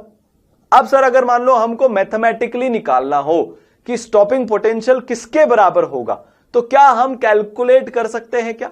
हमसे अगर पूछा गया तो, और अगर हां तो कैसे? तो देखो यार बहुत सिंपल सी चीज है कि ये वाली इक्वेशन आपके काम आने वाली है। अब मेरी बात जरा ध्यान से समझना, जिनको अभी इलेक्ट्रोस्टैटिक्स वगैरह का नहीं पता, आगे का जिन्होंने नहीं पढ़ा या 10th में जिनको नहीं पढ़ाया गया, उनके लिए बता देता हूं कि जब भी हम किसी क्यू चार्ज को वी पोटेंशियल के अक्रॉस एक्सेलरेट करवाते हैं तो जो एनर्जी आ जाती है उस चार्ज के पास वो होती है Q इंटू वी। हमने इस एक्सपेरिमेंट में हमारे इलेक्ट्रॉन को जिसके ऊपर E का चार्ज होता है, दोनों प्लेट के बीच में हमने V नॉट पोटेंशियल लगाया था। जब हम स्टॉपिंग पोटेंशियल की बात कर रहे हैं, लगाया था कि नहीं लगाया था? सर लगाया था। दो प्लेट के बीच में हमेशा पोटेंशियल लगता है, कोई बात नहीं है, फिजिक्स में बहुत डिटेल में होगा, अभी जस्ट मैं जो बोल रहा हूं उसको मान लो मेरी बात, और ये फॉर्मूला को याद कर लेना। ठीक है, हमने दो प्लेट के बीच में V नॉट का स्टॉपिंग पोटेंशियल लगाया था। इलेक्ट्रॉन का चार्ज कितना है? E। तो टोटल एनर्जी उस इलेक्ट्रॉन के पास कितनी आ गई? EV not. और ये उसके किसके बराबर थी? Ke मैक्स के। जस्ट मैंने सबसे तेज चलने वाले इलेक्ट्रॉन को वापस बुलाया था, मतलब मैंने उसको कितनी एनर्जी दी होगी? Ke मैक्स के बराबर। तो Ke max is equal to EV naught हो जाएगा। क्या हो जाएगा? Ke मैक्स जो मैक्सिमम काइनेटिक एनर्जी वाला इलेक्ट्रॉन था, उसके जितनी एनर्जी नेगेटिव में आप उस इलेक्ट्रॉन को दे दो पोटेंशियल डिफरेंस के थ्रू उसको एक्सेलरेट करा के, तो Ke max is equal to EV naught हो जाएगा। और आपको तो पता ही है Ke max is equal to h nu minus phi. इसका मतलब अगर आपको मेटल का वर्क फंक्शन दे रखा हो और गिवन लाइट की फ्रीक्वेंसी दे रखी हो जो हमने शाइन करी है मेटल की प्लेट पर, तो आप इसका आराम से क्या निकाल सकते हो? V नॉट निकाल सकते हो। E की वैल्यू पता है, H की वैल्यू पता है, अननोन कौन कौन है? V नॉट, न्यू और फाइ। फाइ दे रखा होता है हमेशा, न्यू भी दे रखा होगा तो V नॉट निकल जाएगा, और अगर V नॉट दे रखा होगा तो न्यू निकल जाएगा। आई बात समझ में? तो EV naught is equal to H nu minus phi. Clear है? पक्का? चले आगे? श्योर है? तो अगर मान लो मैं आपसे बोलूं कि यार मैं पोटेंशियल वर्सेस न्यू का ग्राफ बनाना चाहता हूं, स्टॉपिंग पोटेंशियल वर्सेस न्यू का ग्राफ बनाना चाहता हूं, तो वो एक स्ट्रेट लाइन आएगा यार। ये तो y इज इक्वल टू मतलब ये तो बेसिकली यार y is equal to mx plus c का ही एक वर्जन है, जहां पे कि आपका जो कांस्टेंट है वो नेगेटिव है, इसलिए वो एक्स एक्सिस के नीचे कट कर रहा है। ये ग्राफ प्लॉट करना बहुत इजी है, ठीक है। स्ट्रेट लाइन के कॉन्सेप्ट से हम इस ग्राफ को इजीली प्लॉट कर सकते हैं। तो ये ऐसा ग्राफ बनता है किस किस के बीच में, V0 और फ्रीक्वेंसी के बीच में। तो हमको यहां पे क्या दिख रहा है, साफ साफ दिख रहा है कि जैसे जैसे हम न्यू बढ़ाते जाएंगे, फ्रीक्वेंसी बढ़ाते जाएंगे, स्टॉपिंग पोटेंशियल बढ़ता जाएगा, और वो नेचुरल भी है। जैसे जैसे आप फ्रीक्वेंसी बढ़ा रहे हो Ke max बढ़ेगा, इलेक्ट्रॉन के पास ज्यादा एनर्जी आ जाएगी, उसको रोकने के लिए आपको ज्यादा पोटेंशियल लगाना पड़ेगा। ये बात हमको क्वालिटेटिवली बहुत अच्छे से, बहुत तसल्ली से, मन से इजीली समझ में आ गई है। बहुत इजी है, बहुत, पर उसको एक्सप्लेन करने में, आपको बहुत विजुलाइज करने में जो फील आती है ना, इसलिए हम इतना टाइम इस पे स्पेंड कर रहे हैं। बाकी हमको ग्राफिकली सिंपल सा दिख ही रहा है यार कि जैसे जैसे हम फ्रीक्वेंसी बढ़ाएंगे V0 बढ़ेगा, ठीक है, और एक स्ट्रेट लाइन ग्राफ आएगा कुछ इस प्रकार से, है ना। तो अब इस पे सवाल आते हैं, बहुत सिंपल सिंपल सवाल आते हैं, ठीक है। अच्छा, ये ग्राफ भी इंपॉर्टेंट है। सवाल करने से पहले आपके मन में ये सवाल आएगा कि सर देखो, अगर मान लो मैंने इंटेंसिटी बढ़ा दी तो current, photo electric current versus potential difference का ग्राफ कैसा दिखेगा? ऐसा दिखेगा, ठीक है। इंटेंसिटी बढ़ाने से फोटो इलेक्ट्रिक करंट बढ़ जाएगा, पर Ke max नहीं बढ़ रहा। तो Ke max अगर नहीं बढ़ रहा तो V0 मतलब स्टॉपिंग पोटेंशियल की वैल्यू भी चेंज नहीं होगी। स्टॉपिंग पोटेंशियल की वैल्यू सिर्फ Ke max पे डिपेंड करती है। तो वो ग्राफ ऐसा दिखेगा। स्टार्टिंग पॉइंट दोनों ग्राफ का सेम होगा, बस हाई इंटेंसिटी से ज्यादा फोटोन, ज्यादा फोटोन से ज्यादा इलेक्ट्रॉन, ज्यादा इलेक्ट्रॉन से ज्यादा करंट, इसलिए वो ग्राफ लो इंटेंसिटी वाले ग्राफ से ऊपर की तरफ चलेगा। तो अगर आपसे कोई पूछ ले which of the following graphs of photo electric current versus potential difference is correct, और आपको ये दोनों दे दिए गए हों with high intensity A, high intensity B, तो आपका आंसर ये आ जाएगा। या फिर आपसे क्वेश्चन में क्या पूछा जाएगा कि ये ग्राफ आपको गिवन है, बताओ हायर इंटेंसिटी वाला ग्राफ कौन सा है और लोअर इंटेंसिटी वाला ग्राफ कौन सा है। भाई ए में हाई इंटेंसिटी है कि बी में हाई इंटेंसिटी है? तो आपको पता है कि हायर इंटेंसिटी वाला ग्राफ I वर्सेस V का वो ऊपर रहता है और लोअर इंटेंसिटी वाला ग्राफ नीचे रहता है। क्लियर है? ये भी बड़ा सिंपल सा ग्राफ है, कुछ नहीं है। ये सारे ग्राफ आपकी कॉपी में नोट डाउन होने चाहिए हैं। ग्राफ से क्वेश्चंस बनते हैं। क्वेश्चन क्या बोल रहा है हमसे? बहुत सिंपल सा क्वेश्चन है, मैं ही आपको ये करा देता हूं। एक फोटोन है जिसकी वेवलेंथ 3000 एंगस्ट्रॉम है, वो मेटल सरफेस को स्ट्राइक करती है। वर्क फंक्शन दिया हुआ है मेटल का 2.20 इलेक्ट्रॉन वोल्ट। फोटोन की एनर्जी आपसे पूछी गई है, वो हम बहुत इजीली निकाल सकते हैं। इलेक्ट्रॉन वोल्ट में 12400 से हम इसको डिवाइड कर देंगे। Maximum kinetic energy Ke max, तो h न्यू माइनस फाई हम कर देंगे, ठीक है। Energy of the photon electron volt में आ जाएगी, उसमें से वर्क फंक्शन को घटा देना, Ke max आ जाएगा। वेलोसिटी ऑफ फोटो इलेक्ट्रॉन, तो Ke max is equal to half mv², उससे वेलोसिटी आ जाएगी। और स्टॉपिंग पोटेंशियल भी Ke max के बराबर होगा। तो बहुत सिंपल सा क्वेश्चन है। एनर्जी ऑफ द फोटोन कितना हो जाएगा? 12400 डिवाइडेड बाय 3000। ये फॉर्मूला बार बार आ रहा है, आपको दिख रहा होगा। ये कितना कितना कितना कितना ज्यादा इंपॉर्टेंट है, इसको दिमाग में रखना है। तो 4.152 electron volt. Kinetic energy of the emitted photo electron h nu minus phi, ठीक है। h न्यू माइनस फाई से हम इसको आराम से कर लेंगे, ठीक है। ये K is equal to 4.152 minus 2.20, तो 1.925 इलेक्ट्रॉन वोल्ट, ठीक है। और अगर हम इसको जूल्स में निकालेंगे तो इतना, बट क्वेश्चन में इलेक्ट्रॉन वोल्ट में ही पूछा है। फोटो इलेक्ट्रॉन की वेलोसिटी हाफ mv², तो आपके पास वेलोसिटी आ जाएगी 8.22 into 10⁵ meter per second. Meter per second में हमने वेलोसिटी निकाली है। हाफ mv² is equal to 3.08 into 10⁻⁹। Electron का मास आपको याद होना चाहिए, बार बार हर जगह पे ये काम आता है। तो हमारे पास वेलोसिटी भी निकल के आ जाएगी। स्टॉपिंग पोटेंशियल कितना होएगा भाई? स्टॉपिंग पोटेंशियल Ke max के बराबर होता है। तो stopping potential is equal to Ke max। तो Ke max आपके पास आई गई थी, ठीक है, 1.925 इलेक्ट्रॉन वोल्ट, ठीक है। तो वो पोटेंशियल किसके बराबर हो जाएगा? आपका वो पोटेंशियल बराबर हो जाएगा 1.925 वोल्ट के। आपसे अगर पोटेंशियल पूछा जा रहा है तो EV0 is equal to 1.925 into E into V। तो E से E कैंसिल, तो 1.925 वोल्ट। अच्छा, स्टॉपिंग पोटेंशियल वोल्ट में ही आएगा, उसको एनर्जी की टर्म्स में मत डाल देना, ठीक है। स्टॉपिंग पोटेंशियल इंटू E, ये Ke max के बराबर होता है। स्टॉपिंग पोटेंशियल Ke max के बराबर नहीं होता, स्टॉपिंग पोटेंशियल इनटू इलेक्ट्रॉन का चार्ज वो के मैक्स के बराबर होता है। तो इलेक्ट्रॉन के चार्ज से इलेक्ट्रॉन के चार्ज को कैंसिल कर देंगे, आंसर आ जाएगा 1.925 वोल्ट। ठीक है, क्लियर है। नेक्स्ट चीज अब हम पढ़ते हैं जिसको हम बोलते हैं सैचुरेशन करंट, जो कब से मैं बार बार बोल रहा हूं कि इसको दोबारा पढ़ाऊंगा, फिर से रिपीट कर देता हूं। स्टॉपिंग पोटेंशियल इनटू इलेक्ट्रॉन का चार्ज वो के मैक्स के बराबर होता है। यार लेफ्ट हैंड साइड में भी एनर्जी रखनी पड़ेगी, राइट हैंड साइड में भी एनर्जी रखनी पड़ेगी। राइट हैंड साइड को वोल्टेज से बराबर नहीं कर सकते, मतलब एनर्जी और वोल्टेज को बराबर नहीं कर सकते, इसका ध्यान हमको रखना है। तो पिछले वाले क्वेश्चन में आंसर क्या आ जाता, 1.925 वोल्ट आंसर आ जाता। ठीक है, क्लियर है। आगे चलें, सैचुरेशन करंट पढ़े, बहुत मजा आने वाला है। लास्ट कॉन्सेप्ट है फोटो इलेक्ट्रिक का, फिर फोटो इलेक्ट्रिक खत्म, फिर अपन आगे चलने वाले हैं। चलो तो सैचुरेशन करंट पढ़ लेते हैं। तो इसको समझते हैं। देखो हमने अभी स्टॉपिंग पोटेंशियल में क्या देखा, हमने स्टॉपिंग पोटेंशियल में ये देखा था, जो सबसे पहले हमने समझा था कि अगर हम राइट हैंड साइड वाली प्लेट पर, मतलब लेफ्ट हैंड साइड वाली प्लेट से इलेक्ट्रॉन निकल रहा है, राइट हैंड साइड वाली प्लेट पर वो इलेक्ट्रॉन जा रहा है, जब वहां पे इलेक्ट्रॉन पहुंच जाते हैं तो करंट हमको रजिस्टर होता है, क्योंकि Q/T से हम करंट निकाल लेते हैं। अब हमने ये देखा कि अगर हम राइट हैंड साइड वाली प्लेट पर पॉजिटिव चार्ज लगाएं तो इलेक्ट्रॉन वहां पे जल्दी पहुंच जाता है, ये हम ऑलरेडी देख चुके हैं। तो T कम हो जाता है, Q/T, तो हमने इलेक्ट्रॉन को जल्दी पहुंचा दिया, 2 सेकंड की जगह 1 सेकंड में ही पहुंचा दिया, तो क्या हो गया, तो हमारा करंट बढ़ जाता है।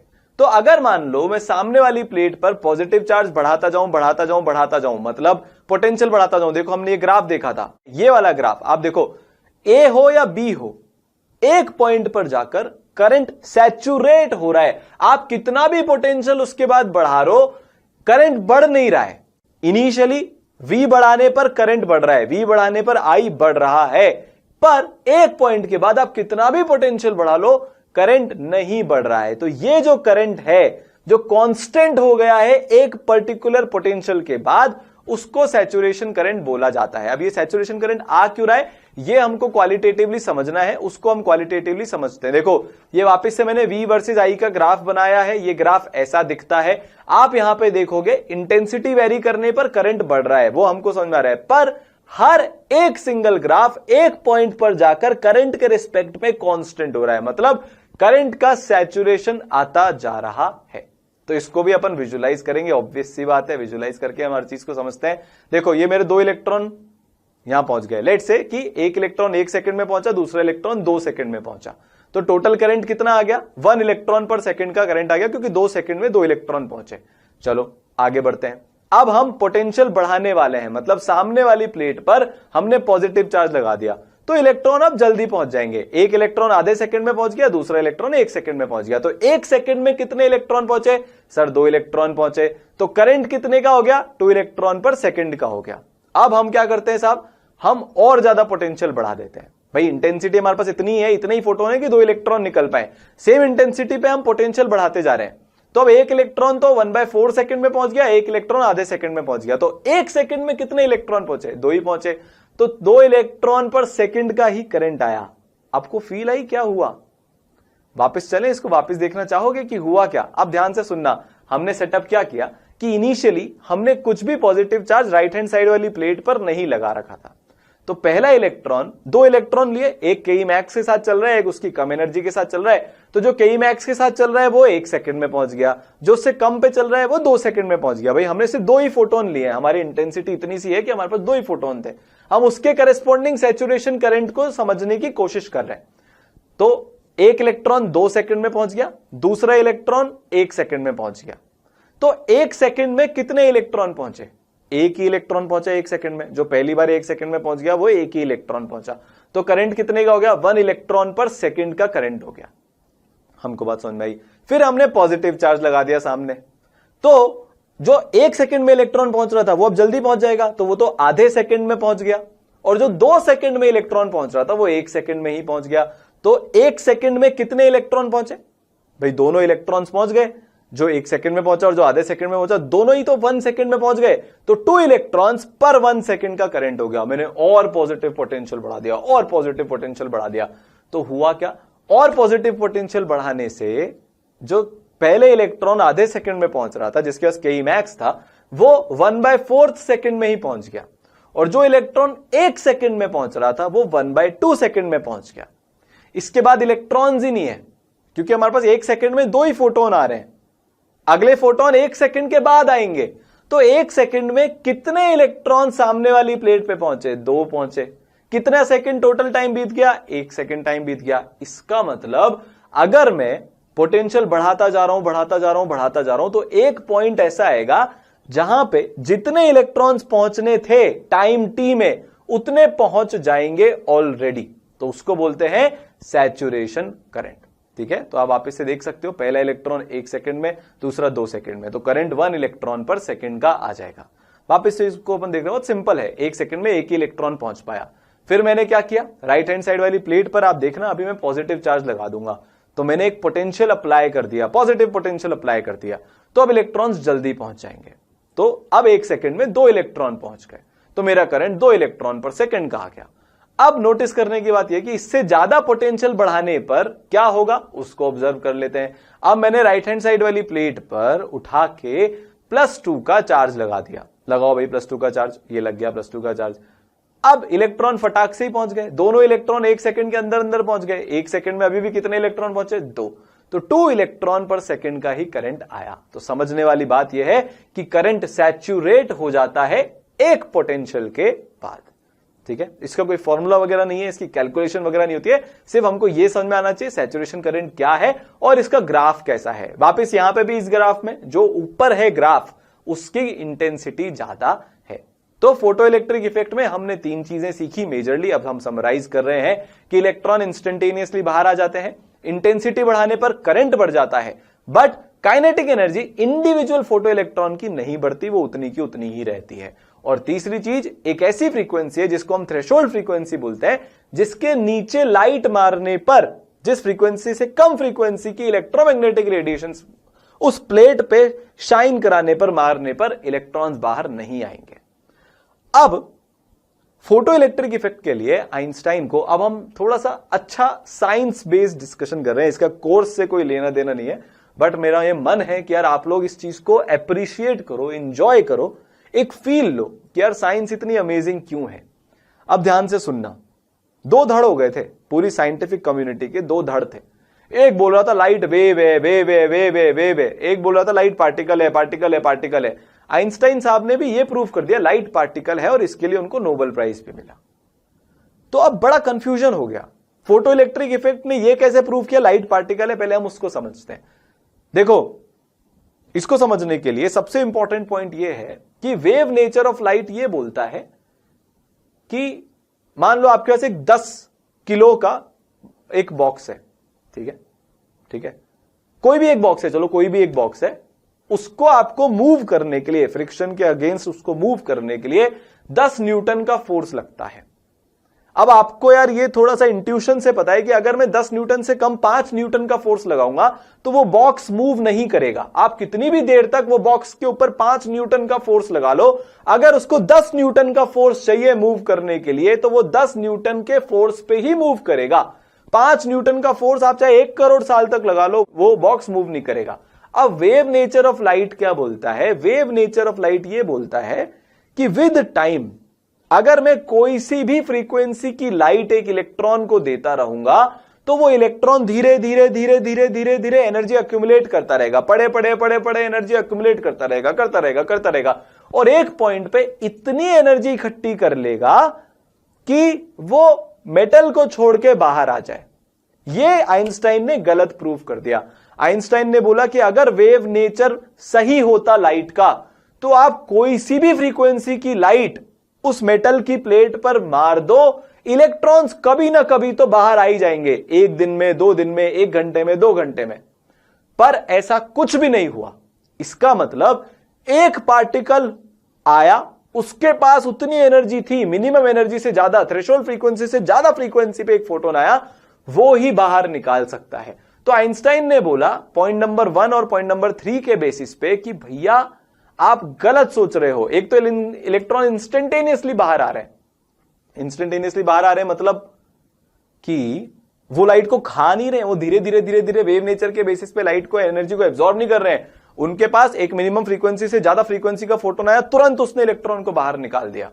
तो इस तरीके से जो वेव नेचर वाली थ्योरी थी कि एनर्जी धीरे धीरे धीरे धीरे धीरे धीरे इलेक्ट्रॉन्स टेकअप करके बाहर आ सकते हैं, वो रिजेक्ट हो गई और अप्रूव हो गई पार्टिकल नेचर वाली थ्योरी। अब जैसे पार्टिकल नेचर वाली थ्योरी आई, पार्टिकल वालों ने उचकना शुरू कर दिया कि भैया लाइट वेव नहीं है, लाइट तो पार्टिकल है, पार्टिकल है, पार्टिकल है, पार्टिकल है, पार्टिकल है। लोगों ने बोला वेव थ्योरी को हटाओ हटाओ हटाओ। फिर वो एक प्रॉब्लम हो गई, डिफ्रैक्शन और इंटरफेरेंस। ये दो प्रॉपर्टीज ऐसी होती हैं लाइट की जो पार्टिकल नेचर से प्रूव नहीं हो पाती, ये सिर्फ और सिर्फ वेव नेचर से प्रूव हो सकती है। तो समझदार लोग इकट्ठा हुए, उन्होंने बोला यार ये ह्यूमन बींग्स जो है ना, इंसान आपके और मेरे जैसे, इनको ऐसा लगता है कि या तो ये हो सकता है या ये हो सकता है, दोनों एक साथ नहीं हो सकते हैं, या तो यस होगा या नो होगा, दोनों एक साथ नहीं होंगे। बट नेचर को ऐसा नहीं लगता। तो सबने मिलकर ये डिसाइड किया, जो बहुत इंपॉर्टेंट स्टेटमेंट है, कि लाइट का डुअल नेचर होता है। वो पार्टिकल नेचर भी रखती है और वेव नेचर भी रखती है। जब जैसा फिनोमिना सामने आता है उसके अकॉर्डिंग लाइट अपना नेचर बदल लेती है। तो अगर आप फोटो इलेक्ट्रिक इफेक्ट कर रहे हो तो आप पार्टिकल नेचर के हो जाते हैं, अगर आपके सामने डिफ्रैक्शन इंटरफेरेंस करने का मौका है तो आप वेव नेचर के हो जाते हैं। तो यह बात हमको समझ में आ गई कि लाइट जो है उसका वेव नेचर भी है और पार्टिकल नेचर भी है। फोटो इलेक्ट्रिक इफेक्ट हमने सीखा, लाइट का डुअल नेचर हमने सीखा। अब लाइट के डुअल नेचर आने से साइंटिफिक कम्युनिटी में जो भगदड़ मची, और इसके आगे जो हमारा फाइनल मॉडल ऑफ एटम जो हमको सीखना है, जो अभी तक भी चलता आ रहा है, ये एक स्टेटमेंट से उसका मतलब बोलते हैं उसका इन्वेंशन कैसे हुआ, उसकी डिस्कवरी कैसे हुई, ये अब हम पढ़ेंगे। तो अगले लेक्चर में हम डी ब्रॉगली का हाइपोथेसिस और हाइजेनबर्ग का अनसर्टेनिटी प्रिंसिपल पढ़ेंगे, जो एकदम अमेजिंग है। ठीक है, तो ऐसे ही हंसते रहिए, पढ़ते रहिए, और हां एक बात और, कि अपने पथ पर चलता जाऊंगा, चलने में माहिर बन जाऊंगा, या तो मंजिल मिल जाएगी या एक अच्छा मुसाफिर बन जाऊंगा। तो सिर्फ पढ़ना है, दिल लगा के पढ़ना है, टेस्ट में मार्क्स आए नहीं आए पढ़ना है। ठीक है, क्वेश्चंस एक बार में नहीं बने तो भी पढ़ना है। ठीक है, मचाते रहो।